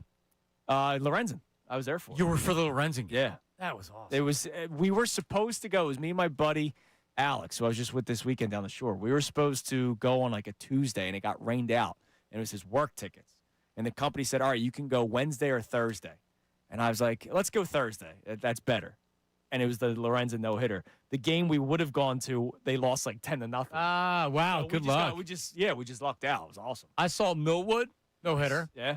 I almost saw a Doug Drabeck for the Pirates no-hitter. Sil Campisano in the bottom of the 9th broke it up, I believe, with 2 outs. How about that? And I was a kid. Yeah. And I remember there was cheering, but it was also a celebration when they got the hit. Right. It's one thing to see a no-hitter, but then when they break it up, it's pretty cool. Speaking of breaking up, do I have to worry about you two back there? I know you guys had your divorce, so do I have to? No, it's amicable. Okay, that's good. Yeah. All right. That's good. That's good. So I don't have to step in. That shirt's not slimming on you, by the way, Sean. And then like your luck, you have good luck. I have bad luck. My World Series game that I got in 22 was the no-hitter. Oh, that sucks. Dude, I'm telling you, it was the best day of my life until the game started. Yeah. We were down the ballpark. I was broadcasting at the ballpark. I got 4 tickets for the World Series. My brother-in-law was coming in from Vegas. I was taking my mother-in-law. She's a big, and my wife. And they met me down at the ballpark. I felt like everybody in Philadelphia was listening to me that day. Yeah. It was so great. And then the game started, and they didn't get a hit. They didn't get a hit. Yeah, that sucks. That's got to be deflated. Because at that point, and it was a close game, right? Like Not really. I just remember Alvarado gave it up, and he had been so good at getting them out of jams, but they kept going to the well. It's like, hey, Alvarado, the bases are loaded. Get us out of this jam. They couldn't do it. What the no-hitter? All I know is that I stayed because I knew I was going to witness history. I did not think they were getting a hit. They're down 5. All right, so they lost 5-0. But I remember people saying that in the 7th inning, people were still like trying to rally the team. I think Alvarado gave up late runs in that game. Probably. I don't know. But it did not end up working out well. Alvarado, 2 earned runs, yeah. Yep. Remember like it was yesterday. Yeah. All right, so speaking of debuts, Rodman, not a bad debut. Yeah. No, thank you. Appreciate it. Not a bad debut for you guys. B+. B+, all right. All right. I'll take it. Room for improvement. Show was a good debut of the show. I'm a C's get degrees guy. That's how I got through college. So let's go. Why not get through a morning show? All right. Well, here's the thing. We're back tomorrow. Robin, what's your schedule this week? I'm with you guys tomorrow and Friday on the board, and Austin's. I'm with you all week, but just behind the scenes when Austin's in. Are you guys gonna fight to the death? Maybe. Because there are internal candidates for this job, and one of the things for the internal candidates is fighting. Yes. It doesn't. Yeah. If you lose, you can still get the job, but you do have to fight. Yeah, we haven't set up a time and place. I might just use that as my sneak attack up on it. We'll stream it on YouTube. Get some clicks for it. Coming up next, the debut. Oh, it's going to be good. Brace and Dunne. Talk to you tomorrow. See you.